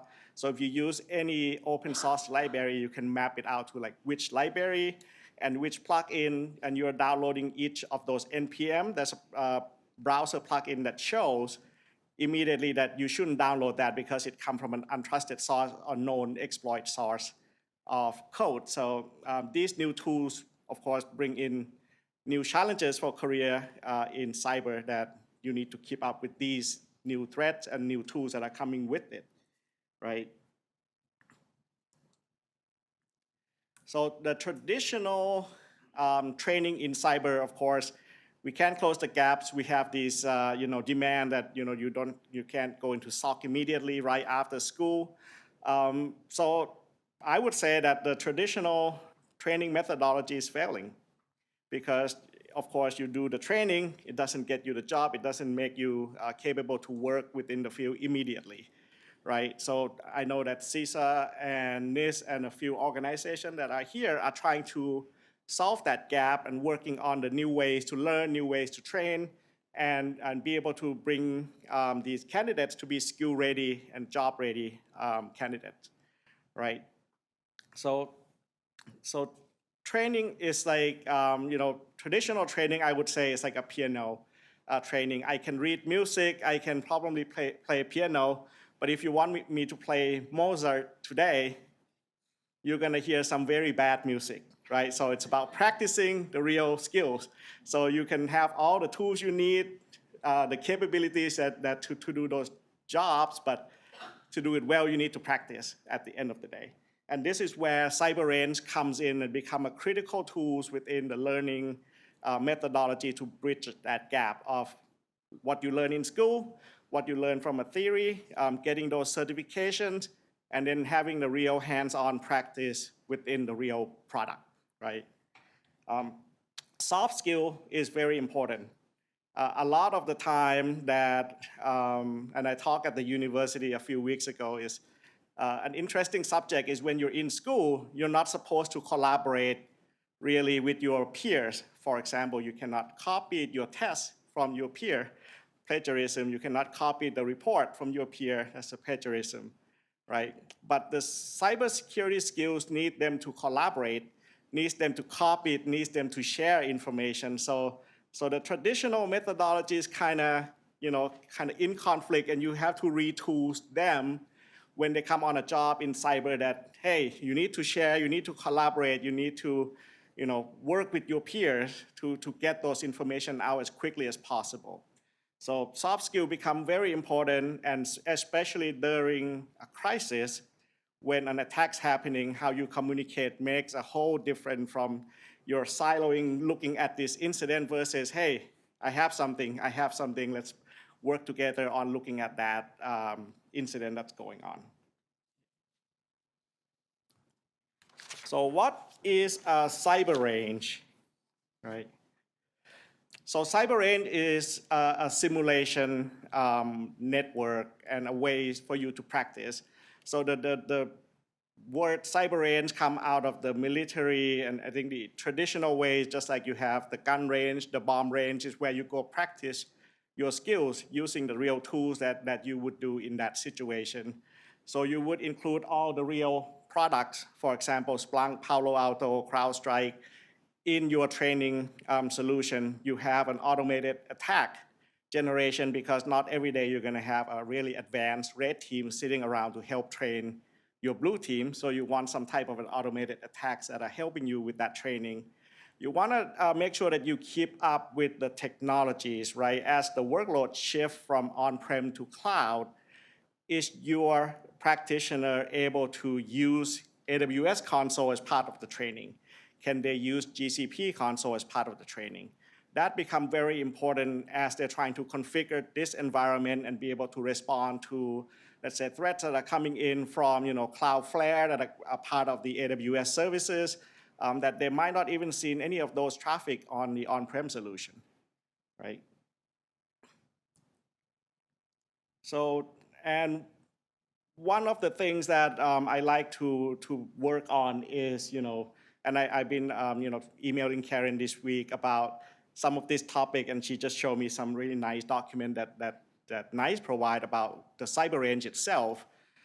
If you look at a cyber journey of any organization, you want to be able to, first of all, build your cyber capability. So you do that by you assessing and you bringing on the people that's going to be working on it, right? So that's the first step. So the second step is you want to upskill them. Of course, you have them in, you're working in a SOC, their skill become obsolete within the first 6 months on the job. That's it. What I know coming in is no longer relevant now, so I need to keep my skill up to date. You want to be able to do the SOC plus is what I call them, which is incident response, SOC level 3, forensic investigator, as well as risk and compliance would need to be trained as well and being upskilled on the latest technology. Organizations, crisis management or crisis practice, what the traditional model is a tabletop exercise, and that we have been running those for multiple years. We revolutionized the industry with the crisis simulation when I built the IBM CyberRange in 2015. And we have changed the model that everyone operates now in terms of an immersive exercise where everyone on the C-suite is involved. It's not the technical problem because you know what? When a cyber incident happens, as soon as it hits the news, it no longer become a technical problem. It is become a business problem, and how you respond to that is your organization reputation on handling sensitive data going forward. So whether someone would trust you to handle the data and giving you the privilege to run free with that data is really depending on your reputation, credibility within the community, right? So that's how I feel about the crisis simulation, and that's why we do a real immersive with press, with real FBI agents, with putting the CISO on the news, having the journalists come in and do a real interview. We had people that said, I can't handle this, I quit on live TV or live TV. Right, so it feels really real, and you're really in that situation from a crisis simulation perspective. The next part of the journey is once you have your SOC team around for a while, they're going to get bored. They want to be able to challenge themselves, and this is where Red v. Blue, War Game, and I'm sure everyone that runs a SOC today have a CTF running within their organization because they want to do that competition, and we talk about that in a few presentations, that people want to get reward. People want to be competitive about it, and this is how they can reskill and upskill all the time using a CyberRange technology, right? Now, beyond the training, you have organization that wants to do testing of cyber technology. You want to be able to bring in new tools. Let's say I want to switch from Splunk to Sentinel. You want to be able to do that in a simulated environment, having a digital twin of your production system. In the traditional organization, IT organization, you would have a lab system or a pre-production system, and you have a production system. You cannot do that really with cybersecurity because you know what? When you deploy that malware, you don't know where it goes. And this is where CyberRange come in to help you contain these tests within a certain environment and be able to orchestrate your test in terms of resetting it to like time 0, and then rerun the test to make sure that it's still the same, right? And the last one here is that you have organizations that are usually big national labs or DODs that want to bring in a system, let's say a drone system that the military is using, and be able to test security on that and make sure that they can hack or not able to hack in that sense by running red team on that tools. And you want to be able to use real attacks on it. So you want to be able to contain those attacks within the cyber range.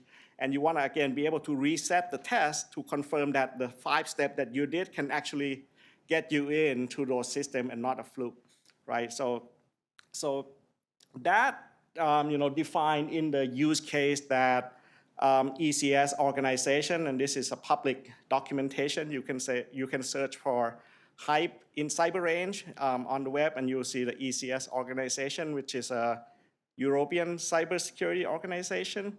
But NICE also have the document that was released last year as well that kind of relate to this. But this is the framework that I use for this slide. So it go from competency building, you testing them out, you evaluate the skills that you have, you build your competency, and then you can use it for the rest of the tools. What interesting about this is the circle, the triangle line that I show, is that on the left-hand side, of course, the cost is very low. Once you get to the right-hand side, you need like real simulation, real replication of your production system, the cost become very high, right? Also, if you think of it on a different ways, everything from cybersecurity competition and to the left, those are normally lands in the training budget versus everything from that to the right, so the 2 box on the right, those are usually lands in the security organization budget and become security tools. So you have a different allocation from budget perspective most of the time, right? And this is just a little bit of an overlay of who have the best use case, and I know the color is not well here, but you have a higher education, so universities, technical college that are focusing on the upskilling, team-based exercise, and you have SMB that wants everything, up to the actual security testing and security research. And you have government organizations that span the whole breadth of the capabilities. You have cadet training, you have recruiting program that are using the left-hand side. You have an advanced research that are going on to the right-hand side of the CyberRange capability, right? So that's a little bit about CyberRange. Hope that doesn't bore you too much. So how do we empower the workforce? That's also very important, right? So of course, we want to do on-demand training. We want to do hands-on training. We want to map it to the career framework that NICE produce. And we want to make sure it's incentive. This is the ways to engage your audience, right? So why do you need on-demand training? The study found that on-demand training gets 60% retention of knowledge versus just reading books or listening to podcasts or YouTube's website, right? So that's from McKinsey, and of course, what I told you before about the pianist, that you want to practice what you know. So you want the hands-on training, on-demand training. You can be in a train, you can study some, set of information and then go from there, right? So 97% of people that InfoSec magazine survey, found that They want hands-on training. They don't want to just read books, or they don't want to just look at, storyline or kind of, play, right? We all take cybersecurity awareness training. And the best one of those is when you actually get the phishing email and be able to click on, yes, this is reporting phishing, or nope, that's not phishing, versus reading 30-minute presentation of why you shouldn't be clicking on phishing emails. So hands-on is always better and get the most retention on that, right? So another interesting subject that I found is, in West Point, part of the core curriculum, and I'm not from the military side, so this could be, unrelated to me, but I feel it's very important that boxing is part of the core curriculum. And anyone here know why? Yep.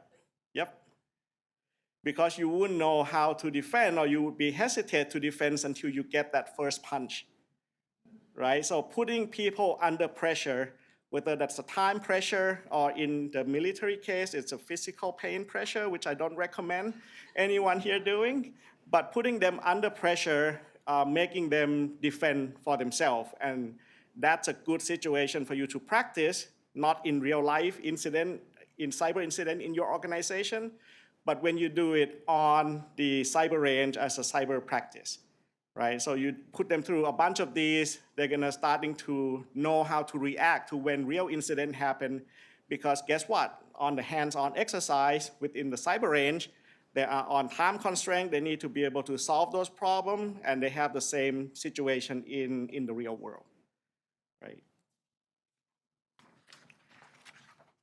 So just some data here from IBM is that practice makes perfect. So organizations that have practice crisis simulation, live fire, cyber range exercise save on average $1.5 million per cyber incident. And that's with the time loss, business loss, across all the aspect of the business here, right? You want to build that muscle memory, just like firefighting. You want to build that muscle memory so when real incident happen, you know how to react, right? So again, going back to the difference between learning in a different set of ranges. One of them is the capability to do real live fire exercise immersive. So you put the storyline on top of that. This is a real company, you're defending an attack. This is the attack that's coming in.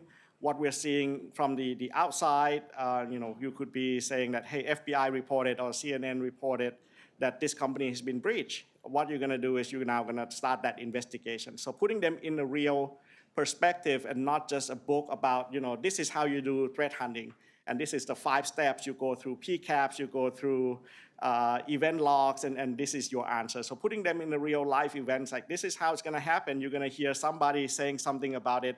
Might be customer calling in to the tech support line, said, hey, my workstation's doing something weird. That's when you start that whole investigation and run down the exercise. So soft skill become very important. How do you hand off the data from tech support, or how do you get enough data from tech support versus just my desktop looks weird, to a real actionable IOCs that you work on your system on the back end, right? So this is where a lot of the curse of knowledge become very important. It's how you communicate these requirements to your parties. Right? You have executive coming down to you say, well, I need to go talk to the regulator in 2 hours. What do we have? It was like, well, don't you know we got hacked, and they got in by our website, and they lateral moved through this database, and they got these tables from us. It's like, well, that doesn't help me with the answer I need. So it's like, is our PII affected, right? So having the mentality of what would the other person need is very important. And this is how we train our clients today, is looking at those perspectives when you do this exercise. Right? Now, the best thing of all that, and the main reason why I'm here is that NICE and NIST have produced a very good job role description through the NICE career framework. that you can map. So, our platform is across multiple agencies, as well as educational institute and service provider. You can start talking on the same language of, hey, I've trained at the university and I have these sets of skills that map to this job role. I should be able to then, map directly to a company that have that job definition. Now, if they talk a different language, that SOC level 1 can be multiple things. Is that someone just looking through the ticket, or is that someone that have a little bit more knowledge on how the network works and be able to do that first screening of the incident, or what the SOC level 1s look like? So NIST put that in perspective that everyone can align on. And what we can do with that framework is that we can first of all do the assessment. So first of all, you start with the assessment and see what skills that you have, what roles fit best in that perspective. We then map it out, and you can do it the same way. You can put out a big Excel and start mapping them out with your job that you have today. It's like, does that match to a nice framework, and be able to look at the right recruitment from that perspective. Right? And then when you do the upskilling, you can do career pathing. So you can do a difference between SOC level 1 and SOC level 2, or the SOC team might want to move away and do incident response. You can then see the skill gaps and build that career path for that person specifically to learn and upskill to become the next incident responder versus just going from SOC level 1 to level 2 to level 3, which is a little bit easier. Right? So having the nice framework is really good, and we need to, we should align onto that. Then it becomes an easy conversation, as well as, you might be working with your MSSP today. You might not have your SOC team, but your, security outsourcing, you can ask them, like, do you have this person on your team? And they can say yes or no very quickly versus trying to, write 5-page description of what this person will be working on, and then they read that 5-page description and trying to match with what they have in another 5-page description of what this person can do. So having a nice framework helps with that conversation as well. Right. Now, of course, people like to get incentive. Like we've talked about these past 2 days, like certification programs, very important. Chris from Pearson VUE is here. They've a lot of the certification programs as well. CPE credits, people that have ISC Square, want CPE credits so that they can keep those certification valid for longer as their continued education. They want to be able to share their badge with their peers, what they've learned on LinkedIn, help their career development. And most of the time, they want that competition. They want to compete with their peer on, hey, I've done better on this, you've done better on that. So that become very interesting from a training perspective, right? Now, I'd like to talk a little bit from the crisis simulation. I know I mentioned how we do the fully immersive, going through the press and things like that. We've recently done one with the UK government across multiple agencies. It went really awesome, and people, have a lot of action item coming out of that in terms of what they're missing, and they need to go close that gap. So I think this is a lot of this practice can be used within these within your agencies to figuring out what gaps do they have and what tools or what help that you can provide to them to be able to successfully respond to crisis situation, right? So we have people that have taken this crisis simulation and use it outside of cyber, building out their crisis playbook and things like that from those events. So now going back a little bit on the how you learn itself, right? So you want to be able to cover the breadth of the learning aspect. So imagine you're in college.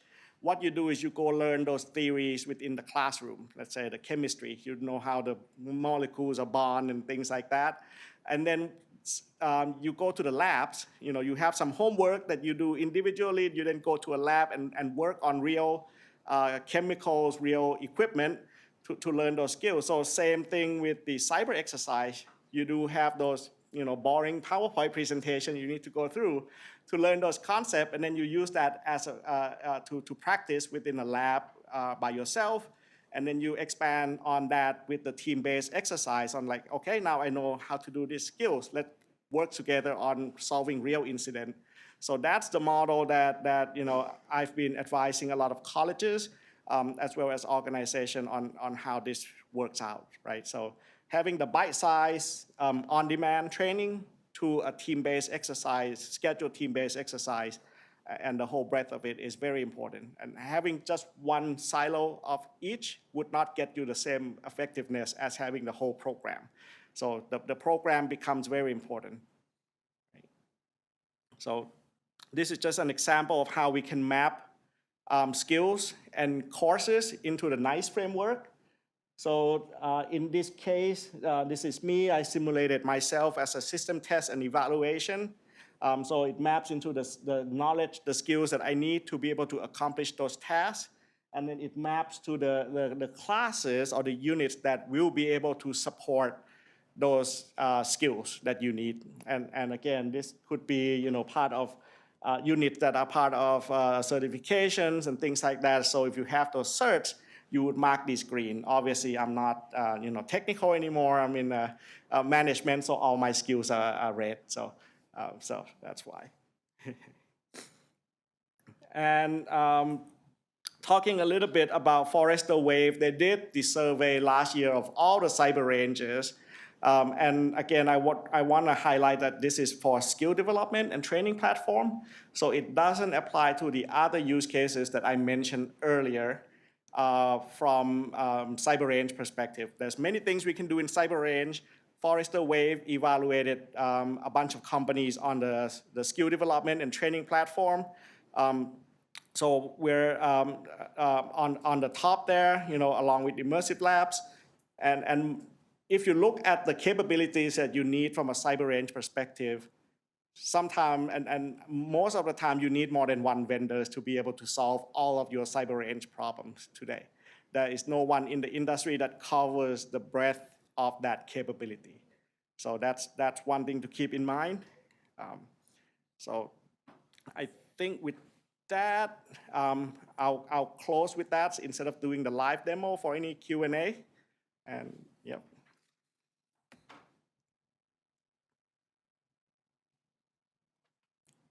Questions?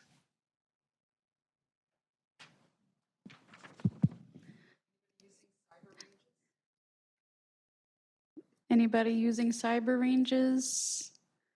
Any additional questions? Susan? Right, we use cyber ranges. So I thought it was interesting where you're differentiating between the live practice exercises and your skill labs. And so are you finding that you are attaching training to maybe your skill labs and you're focusing more on that? How are you differentiating your activities around what you're using your range for? Yep. So we do map the whole set of different units that we have within the platform into a class. So just like you would teach a class in college today, you want to be able to map from theory to practice to live fire exercise. So we map those into, let's say, security fundamental or threat hunting. So that all maps to mostly map to NICE framework, but then we also work with colleges to map it to their class that they want to teach. What I found interesting is the program, the accreditation program, doesn't match exactly one-to-one with the NICE framework. So a lot of the universities that are trying to get accredited cannot use the NICE framework directly to build those classes that would get them to this level. So the university built everyone to be medium on every skills versus be highlighted on certain skills. So we use all of them to build and link together to accomplish a role within the NICE framework. What were the challenges in developing the cyber range in the cloud, creating a virtual cloud within a virtual cloud, right? Yep. So you're trying to create an Azure one sitting in an AWS environment, wherever they're coming in from that browser. Was there certain challenge, so obviously you did all this with IBM, so was there certain challenges that you had with trying to develop that virtual cloud within your cloud environment? So That's an interesting question, and I would split that into two categories. If you look at, just talk about cloud and cyber range, right? You have one side is the platform and the other side is content. The platform is very easy. You can put your virtual machines anywhere. The only challenges we ran into in the old days is that most of the software is only VMware compliance. So you need VMware to be able to run the software or otherwise not support it. That's no longer a real issue today as everyone supports across the cloud. So you can run the same software, let's say Splunk in AWS, run Splunk in Azure and things like that. So that would be the challenge on the platform side, be able to run the platform within those containers and virtual machines that they provide. The content side is the challenging part. Because when you're trying to build the cloud content, you don't want to just be like, well, I have my range in AWS. You want to have them actually going through the AWS console, configuring the Cloud Trails accounts, and be able to send the logs to your engine, right? Whatever your processing engine is. The hard part is to be able to have that account available to the students without them being able to mess up everything else that are part of your infrastructure. So there's a lot of security that went into that and make sure they only have the right permission to do what's needed for the class versus an all hands-on, they can do anything with it. So that's the hard part, and the orchestration of those become very challenging is all the APIs that we need to call. And of course, with all these cloud, the SaaS solution, they do change those API without notifying the client. So all of a sudden, these command no longer works. And you have a class that you've been expecting for 2 weeks. Everyone is ready to go on Monday.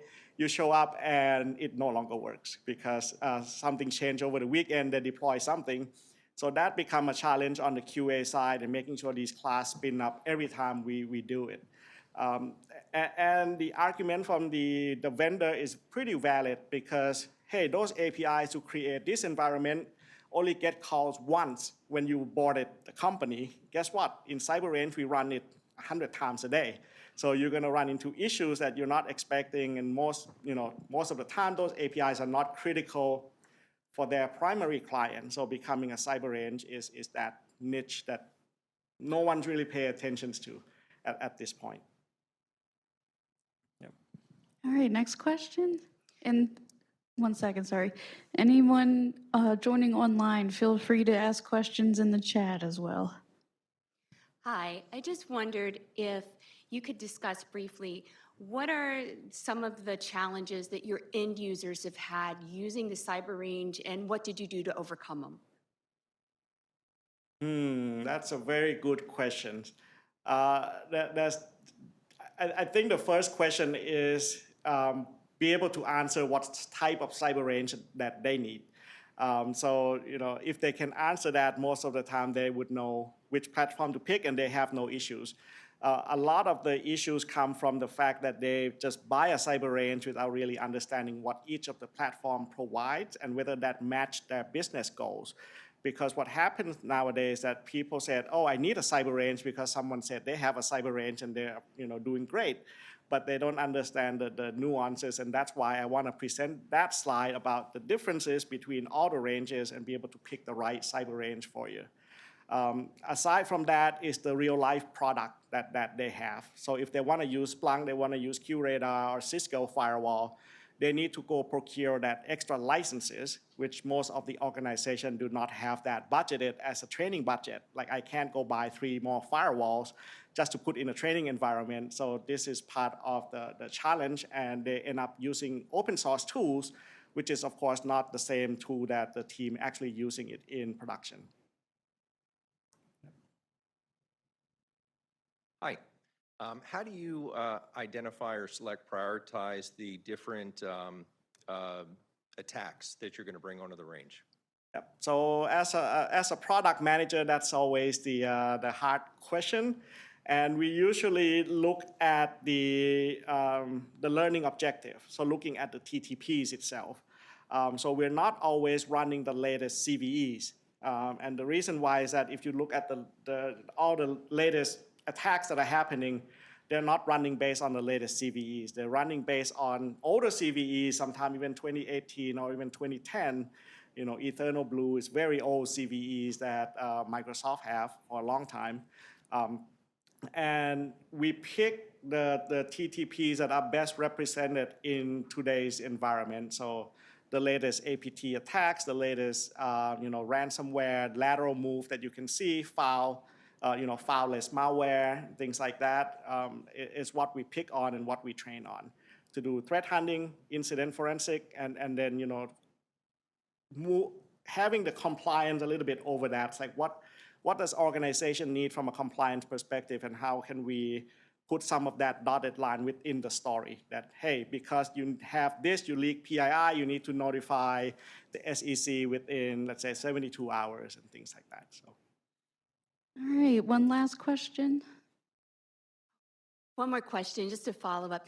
Can you talk about, you use APTs in what you're putting in your cyber range. Can you tell us about how long of a lag is there before a new APT is discovered, and when does that show up in your cyber range? Yep, so it go back to the prioritization. We can turn around as quickly within a couple weeks if that's the highest priority that we need to work on. Because of the cyber range and the ability to contain those attacks, we can use the real malware, we can use the real binary within the range, and you wouldn't hurt anybody, right? Unlike traffic generators that you can see in the market today, most of the time they just run the attacks that looks like the attack, but it doesn't have the meat of it. So a lot of your detection tools would not be able to flag those. So Defender would not flag that as a malware and things like that. So we can use the real malware within the range, and we can turn around within a couple weeks because we have all the boxes, the Lego pieces already. We just need to put it together, right? Like we don't need to start from the beginning on how to orchestrate deploying this malware on the Windows machine. I can, take the old script and just change 2 lines and put a file in S3 buckets and just run. Yeah. All right, thank you. Let's give it up for Nat. And I'm the guy between the awards, I think, so. Yeah, we're gonna stretch our legs, take our last break. This is one of your last chances to network, see exhibitors, talk, engage, but please do not leave. Please come back to visit. We are going to be giving out our annual FISSEA Awareness and Training Contest Awards. So see everybody back here at 2:15 sharp. Thank you. Awesome. Hi, everybody, and welcome back from the break. We are going to go ahead and enter our presentation of FISSEA Security Contest winners, the presentation of 2024 FISSEA Innovator of the Year. So I'd like to present presenter Craig Holcomb. If there is one word to describe this man, it is passionate. He has been dedicating his entire career to cybersecurity education. He gave me this very small bio, but also he's done pages and pages and pages. Like, probably write a novel about all of the work that he's done. He worked with NSA for over 30 years and began the technology lab there. He worked as the technical director for the Chief Information Officer's Office of Policy and Governance. Also worked as a 508 coordinator. He has been one of the people who worked on high school and college students recruiting. As a technical recruiter, he also was the chair of the NSA Stokes Educational Scholarship Program Mentor Committee. I know he's very big here in the community as he's been the chair of the Baltimore chapter of the Association of Computing Machinery, the Accreditation Board for Engineering and Technology. He's been on FISSEA since, for a very long time, since at least 2012, and he has also been part of the Computer Science Teacher Association for Maryland. I could go on and on and on. I know I don't really have a lot of time, but thank you for being here, and what an incredible career. And if you have a chance, please go ahead and speak with him, because he has a lot to offer, for sure. All right. Okay. All right. So, well, thank you. So, first of all, I'll let you know I had a stroke. I have trouble saying things. Every now and then I won't be able to say something. If you know what I'm trying to say, please say it for me. One of the things she mentioned, and we actually had a presentation yesterday about Section 508. So I became, in 1998, I volunteered to be NSA Section 508 coordinator, so I'm very passionate about these kind of activities. And I'm usually the one that yelled out, I can't hear you, to make sure that people can go to mics, things like that. So I've been doing this for many times. As we talk about Section 508, it's a little bit different, so as I talk about different things. So yesterday we had a presentation that talked about the first meeting, the first one tomorrow. I can't say the word now. The first presentation.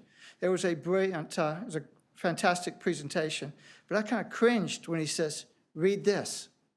So, so when I do these conferences, I usually can figure out how many people who are blind here. I can look for canes or guide dogs or things like that. But when we have a virtual conference like this, I can't figure out how many people are blind in the audience. So how do you actually handle things for people like that? Also, as you do some of these things today, somebody actually said, "Read this." But then they actually talked about, they were talking at the same time. I had a stroke about 12 years, a major stroke about 12 years ago. I had a hard time reading the same thing, listening to him at the same time. A lot of people, it's very easy to do that because of my disabilities. I have problems doing that kind of stuff. So I will talk about some of those kind of things when we do this. And one of the questions was, what's the why? What's in it for me kind of thing? So as a recruiter, I've been kind of recruiting people for many years. One of the things I'd often talk about was Stephen Hawking.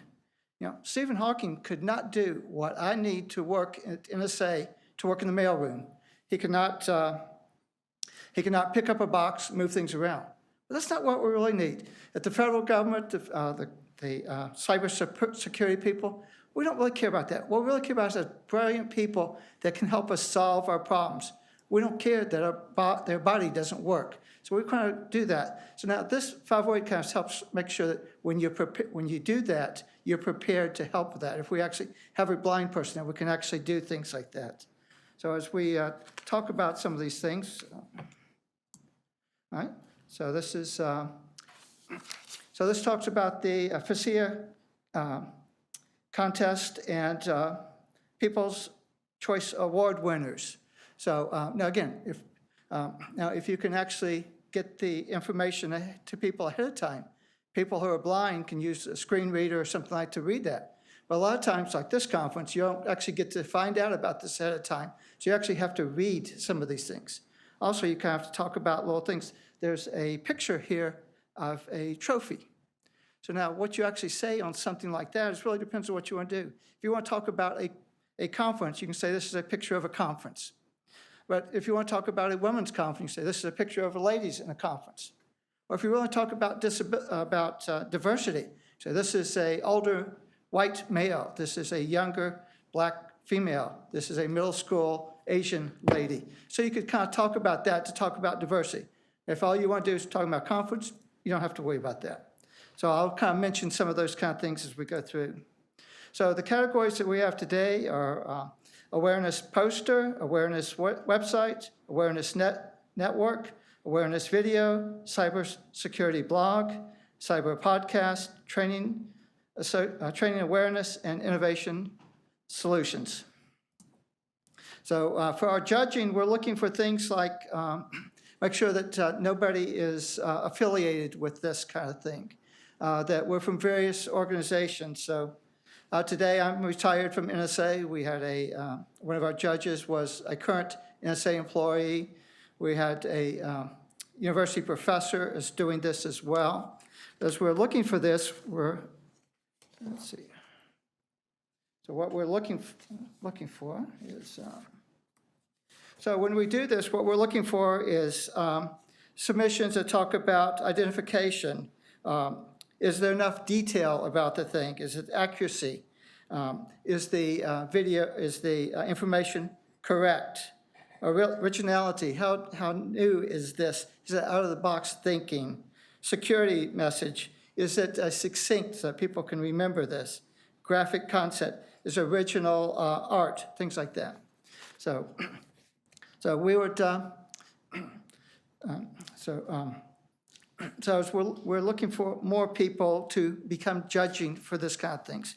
When I was invited to join the FISSEA board, actually called a board then, not a scholarship, not scholarship, a committee. I was asked to join this. I said, well, I'm retired from, I work at NSA, but I work in the CIO's office. We actually have an education department and a cybersecurity people. There'd be a much better presentation. He said, no, we know of them. We don't want them, we want you. So if you think that you're not the best, we're still looking for people. If you want to say, this is, I can do this better. I want to help set up next committee's conference. If you want to help judge, if you want to just get brownie points to help for your promotion, or you just want to do things better, we would love to have you judge and become things. Go to FISSEA@NIST.gov. Okay. So for the education awareness posters, we have several different ones. We have Centerpoint Energy, level up your defenses, new order, outrageous, I'm not sure how you say that. Department of Defense, beware of hidden treasures. COTIS, human phishing, credential phishing attack, like Jurassic Park. Indian Head Services, outrageously cyber poster. Okay. And the winner is Cyber Center, thank you, Cyber Point Energy, level up your defense. Do we have somebody?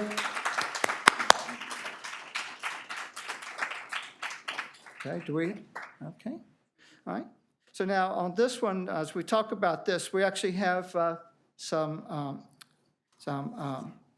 graphics that go along with this. And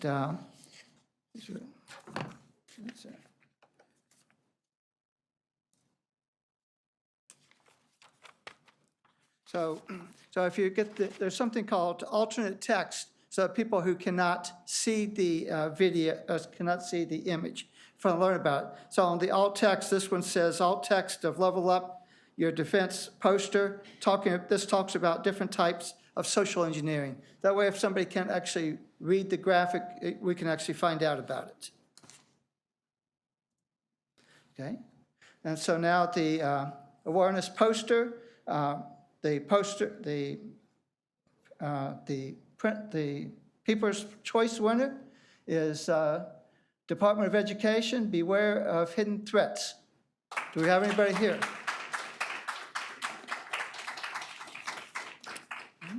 And for this one on the graphics in the backside, it says, beware of hidden treasures, a bag of thorny vegetables with flowers saying, beware of hidden treasures.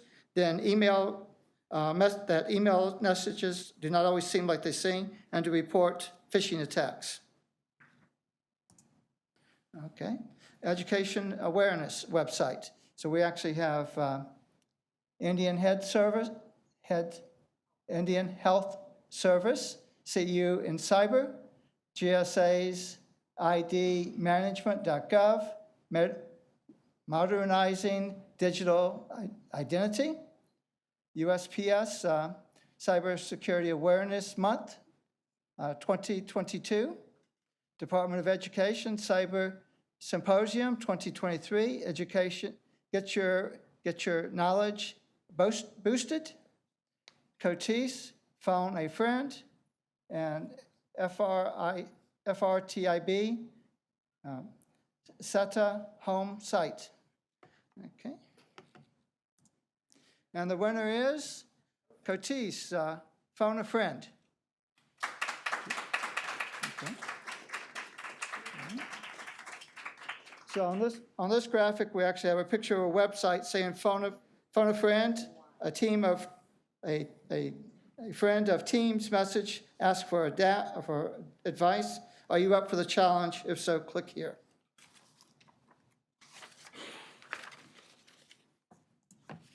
And our People's Choice winner is Department of Education Cyber Symposium 2023. Get your knowledge boosted. Okay. And here we have a video of we have a picture of a rocket blasting off saying, get your knowledge boosted, Department of Education Cyber Symposium 2023. The education awareness. We have Indian Health Service, cyber security tools, your guide to a safe school year, culture literacy, International Friends Forum, website, Coty's website newsletter, phishing and Microsoft QR codes, and FRTIB SETA website.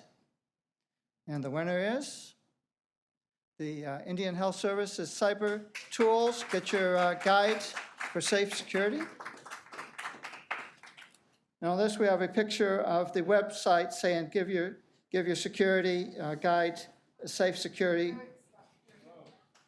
Oh, I apologize.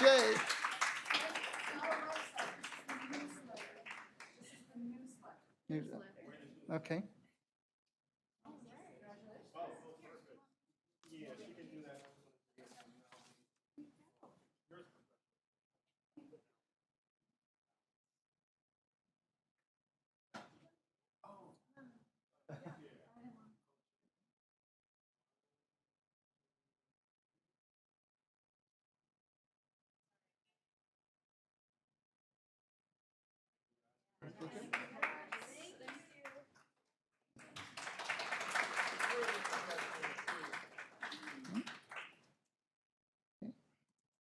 And the People's Choice winner.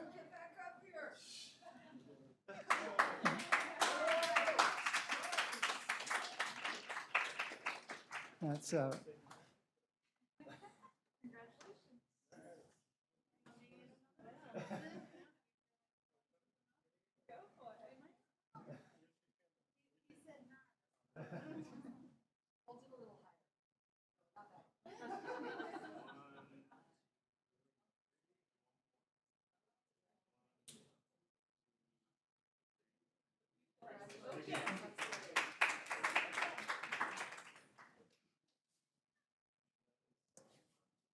okay.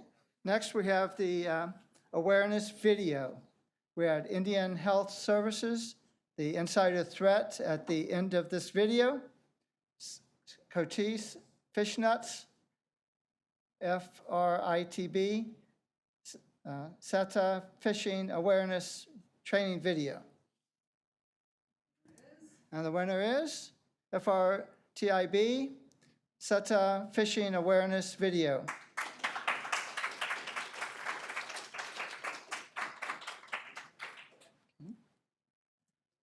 And the printer, People's Choice is Coty's Fishnuts. Co-fence. Okay. All right. Okay, the cybersecurity weblog. We have Indian Health Service, the Jennifer Reacts blog. I heard the RG consultant, software consultants, private limited, cybersecurity community, Department of Education, cybersecurity, bits and bytes. And the winner is Indian Health Services, the Jennifer Relax blog. So.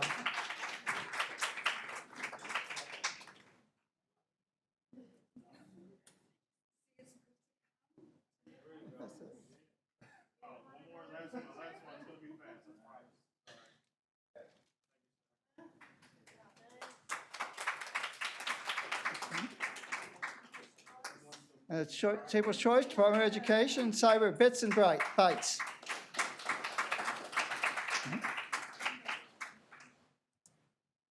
The podcast, we had no no entries, so hopefully you will start providing some of those entries next year. Training awareness, Indian Health Services, an insider threat at IHS, Central Point Energy, cyber awareness training, safety phishing training, Department of Education, information guardians, immersive I can't say the word. Storytelling, thank you, I couldn't say that. Storytelling in a website video training. And the winner is the Indian Health Services again. Insider threat at IHS.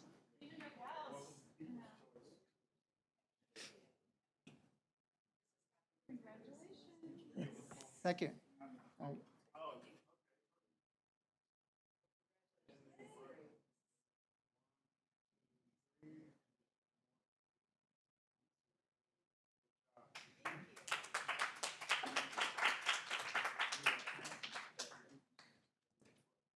Okay, the People's Choice Award is Department of Education, Information Guardians, Immersive Storytelling in a Website. Innovative Solutions, again, Innovative Health Services, Multi-Factor Authentication, Z, Social Security Administration, SSA Phishing Your Colleague, Cybersecurity Awareness Month Program, NANDAS, Abercrombie and Forbes, USPS, Cybersecurity, Momentum Slides, Department of Education, Cyber Badging Program, Friendly Competition Driving Educational Changes, and COHESE, is that right? Sorry? CoFence, thank you. QR Simulations and Education. Now the winner is Multi-Factor Authentications.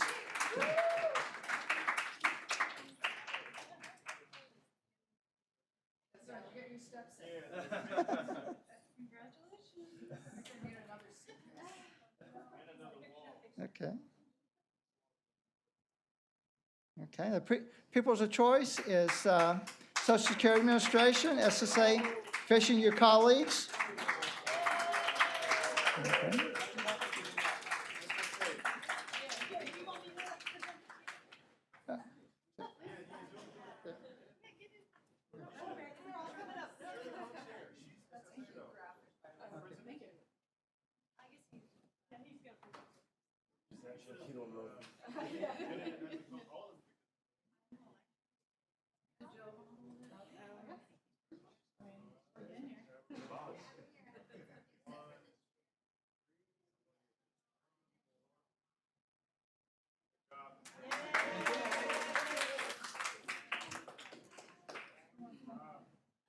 Okay.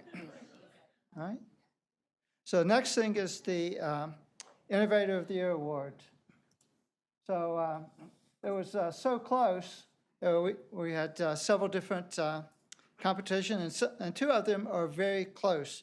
As you're thinking about applying for next year, we'd like to have kind of information.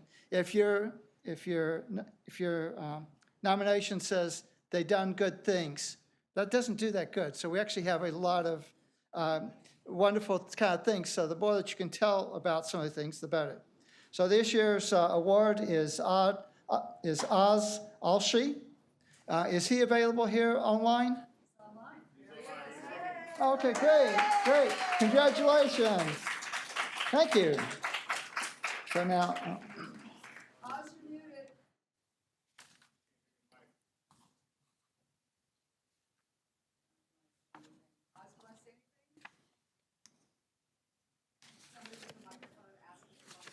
Okay. Oz, would you like to say something? That's extremely kind of you. Can you hear me? Yes. Oh, amazing.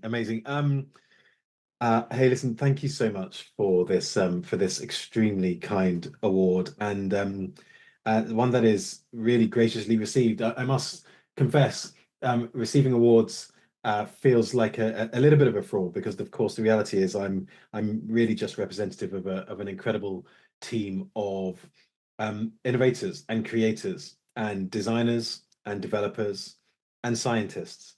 And the CyberSafe team is pretty committed to fundamentally transforming the way a society addresses the human aspect of cybersecurity. So this is an incredible honor, and I'm very grateful not just for the judge's choice, but also for the opportunity to just join you for this short period and just commend you on the work that you all do.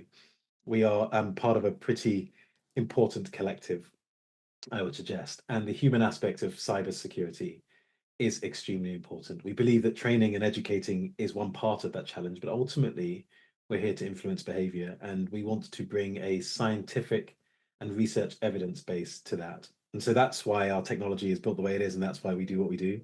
But like I said, we stand on the shoulders of many, many, many giants, and we appreciate the support.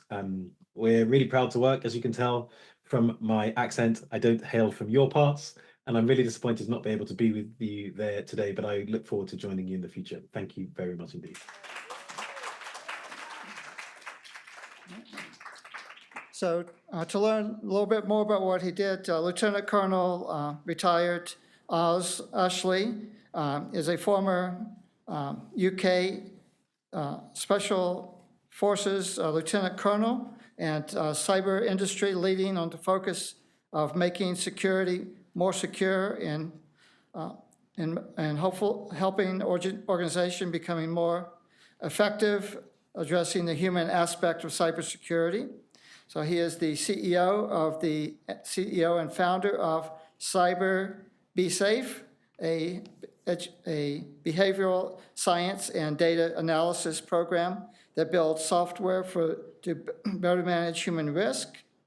He's chair of the Cyber Reliance Educational Advisory Council for the part of the UK government and science and technology. He also sits on the advisory board for the Research Institute of Special Economic Cyber Social. He is an experts fellow at several institutions, including the renowned Cyber United Services Institute. He became a MBE, a member of the British Empire in 2010 for his personal leadership in the most complex environments.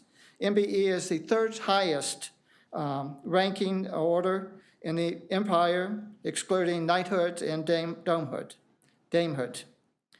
He is on the forefront of many parts of changes security and the human aspects of cybersecurity, including technological developments, including AI, changing regulation landscape, and educating industry standards. He's consistently championed an education-based approach and cybersecurity awareness and culture innovations, and the driving force of the Impact Conference, a committee, it's a collaboration between CyberSafe, NIST, Cyber, and the Cyber Alliance that brings together these people. So because of all that, he did an amazing award presentation. All right, thank you. Thank you for coming. So we appreciate you coming all this way.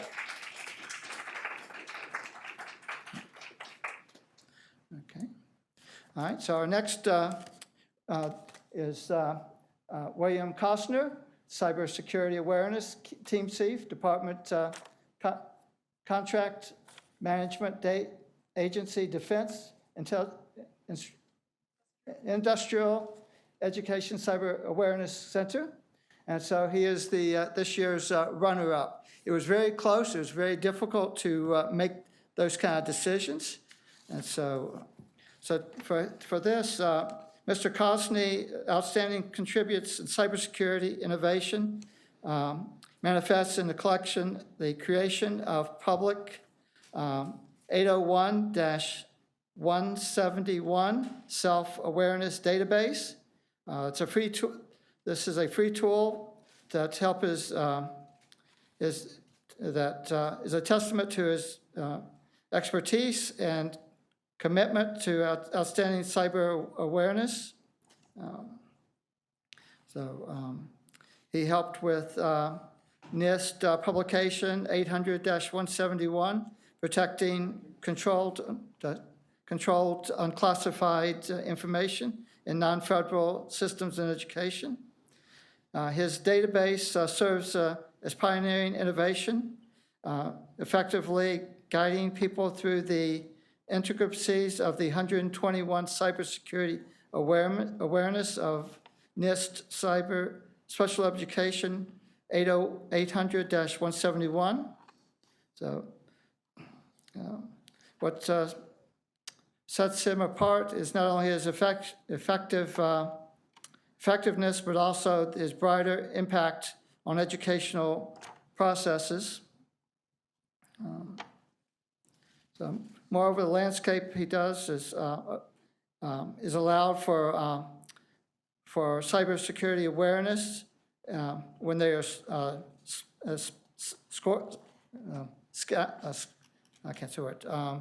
scarce. So his commitment to excellence is evident in his relentless pursuit of federal user feedback, and continuous improvement in database remains unmatched. So he had an excellent presentation as well. Unfortunately, he's not able to come here today. All right, so, yeah.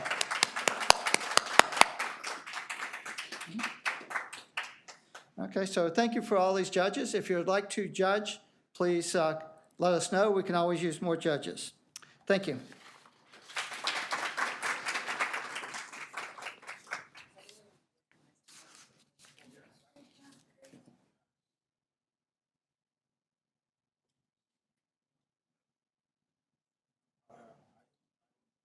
Hi, everybody. Thank you for your attendance here. I would like to ask if you are a member of the FISSEA board to please come to the front of the room. We would like to recognize you and thank you for your participation in helping to plan this wonderful event.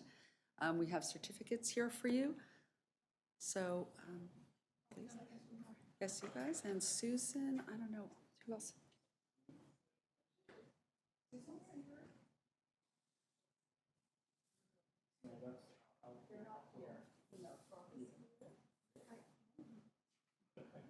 Great appreciation for everything you do. Thank you very much.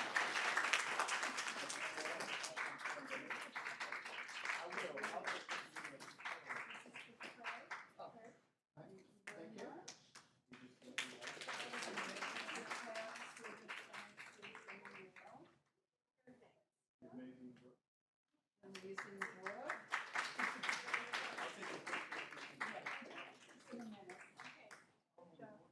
Voice left? Oh, what a shame. Okay.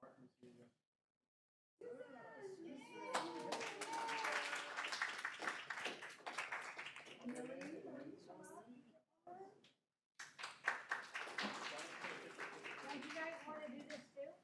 We really do appreciate the folks who volunteer and like to show the few ways the federal government enables us to do so. Okay, I'll get in the picture.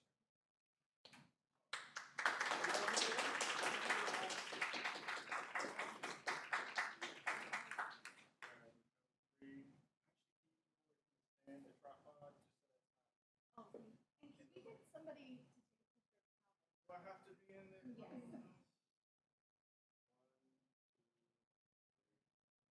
Yes.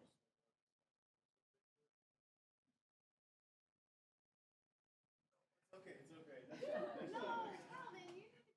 here too. Absolutely. Your certificate. Oh.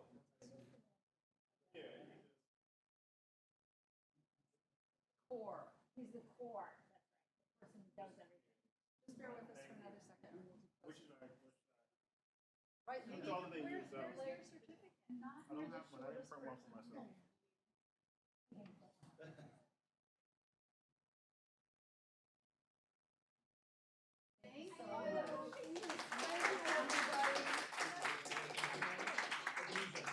Thank you all so much. I just have a few things I just want to bring up, and then Brooke's going to close us out for the day. First of all, I want a round of applause for the wonderful people that helped us put this together. First, let's recognize Susie and Danielle. Every time we made a change to the agenda, there was website efforts, there was all kinds of coordination efforts. So round of applause for Susie and Danielle on the NICE team. Thank you so much. Calvin, as you've seen throughout the last 2 days, he has done so much to make this event come to fruition. He has been the linchpin that has helped us facilitate with conference services, with attendees, with speakers, with awardees. There's so much work that goes into an event like this, and I just can't thank you enough. You have been so steady, so positive, and really helped us get all of this done. So thank you to Calvin. He's amazing. It goes without saying that conference services has been really our best friends throughout this process. We've learned a lot about what it takes to put something like this together, to make sure that there's a hotel and a shuttle bus and catering. And it's not easy to do catering for a group of people. And really want to thank Pauline and Sabina and Alex and the rest of their team. I don't know if they're in the room, but just know that we thank them. We are grateful. Not even close to last, the AV team. What an amazing job. Brad, Jonathan, Tim C, Kevin. I mean, there are people I probably don't even know that were working on the team, but sound, visuals, virtual, it's a lot. And we're very grateful to their help. Okay, last but not least, our co-chairs, Fraka and Brooke, who have kept us on time, on getting it going, keeping everyone, really appreciate it. Fantastic work. All right, so it goes without saying that FISSEA is about you. We have a planning committee, we have awards committee, we have co-chairs, and that is open to all of you. Please consider participating and helping us do this work. We have quarterly events. The next one, as you'll hear, is coming up shortly. It'll be a virtual event, and we need you. Be a speaker, be a contributor, join a panel, help us plan. It's all really important. There will be continuing education credit forms available. They will go up on the website. So if you belong to a professional organization and you want to get credit for attending this conference for your ongoing education, you'll be able to download a form and self-attest to the hours that you've been here, and I think that's super important.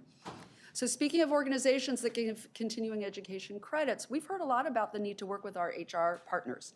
And I do just want to mention that NICE, the organization I work for, has been working with SHRM and SANS. So SHRM is the Society of Human Resource Managers, and SANS, of course, from Lance, who spoke, and we still have a representative here, thank you, to create training programs about why it's so hard to hire in cybersecurity and what is the NICE framework and how you can use it.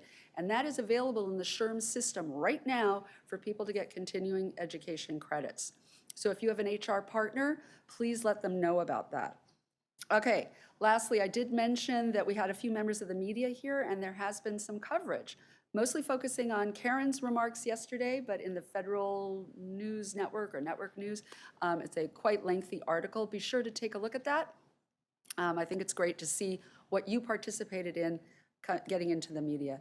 So last thought for the day, the NICE conference is coming up very shortly, but you can still attend. So if you are not aware, niceconference.org, and you can learn more about how you can join us. We'll be in Dallas in a week and a half. So thank you all so much. Brooke, come on up. Close us out.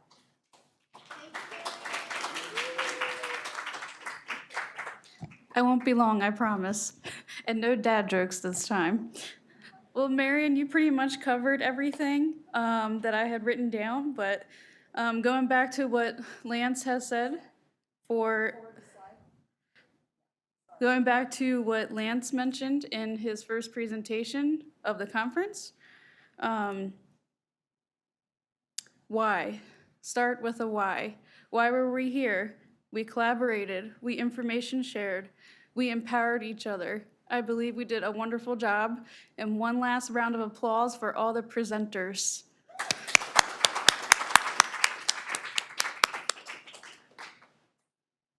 All right. Real quick, I know Marion already went over this, but please join. If you would like to present at our next forum, we accept our submissions, excuse me, it's the end of the day, on a rolling basis. Please submit. We would love to hear from you. If you want to serve on the contest or award committee, like Craig was mentioning, you know, we welcome you. So feel free anytime. Save the date, September 17th. That is our fall forum. Like Marion mentioned, it will be virtual. And lastly, one last thank you to our presenters, our attendees, virtual and in person, and to all those to help put this conference together. I don't have specific names. Marion did good at covering that, but NIST in general, FISSEA members, presenters, people who took the time out of their schedules. I know everybody's busy. Thank you for joining, and the NCCOE and the people who helped set this up. Everything went wonderful, and thank you once again. Have a safe drive home.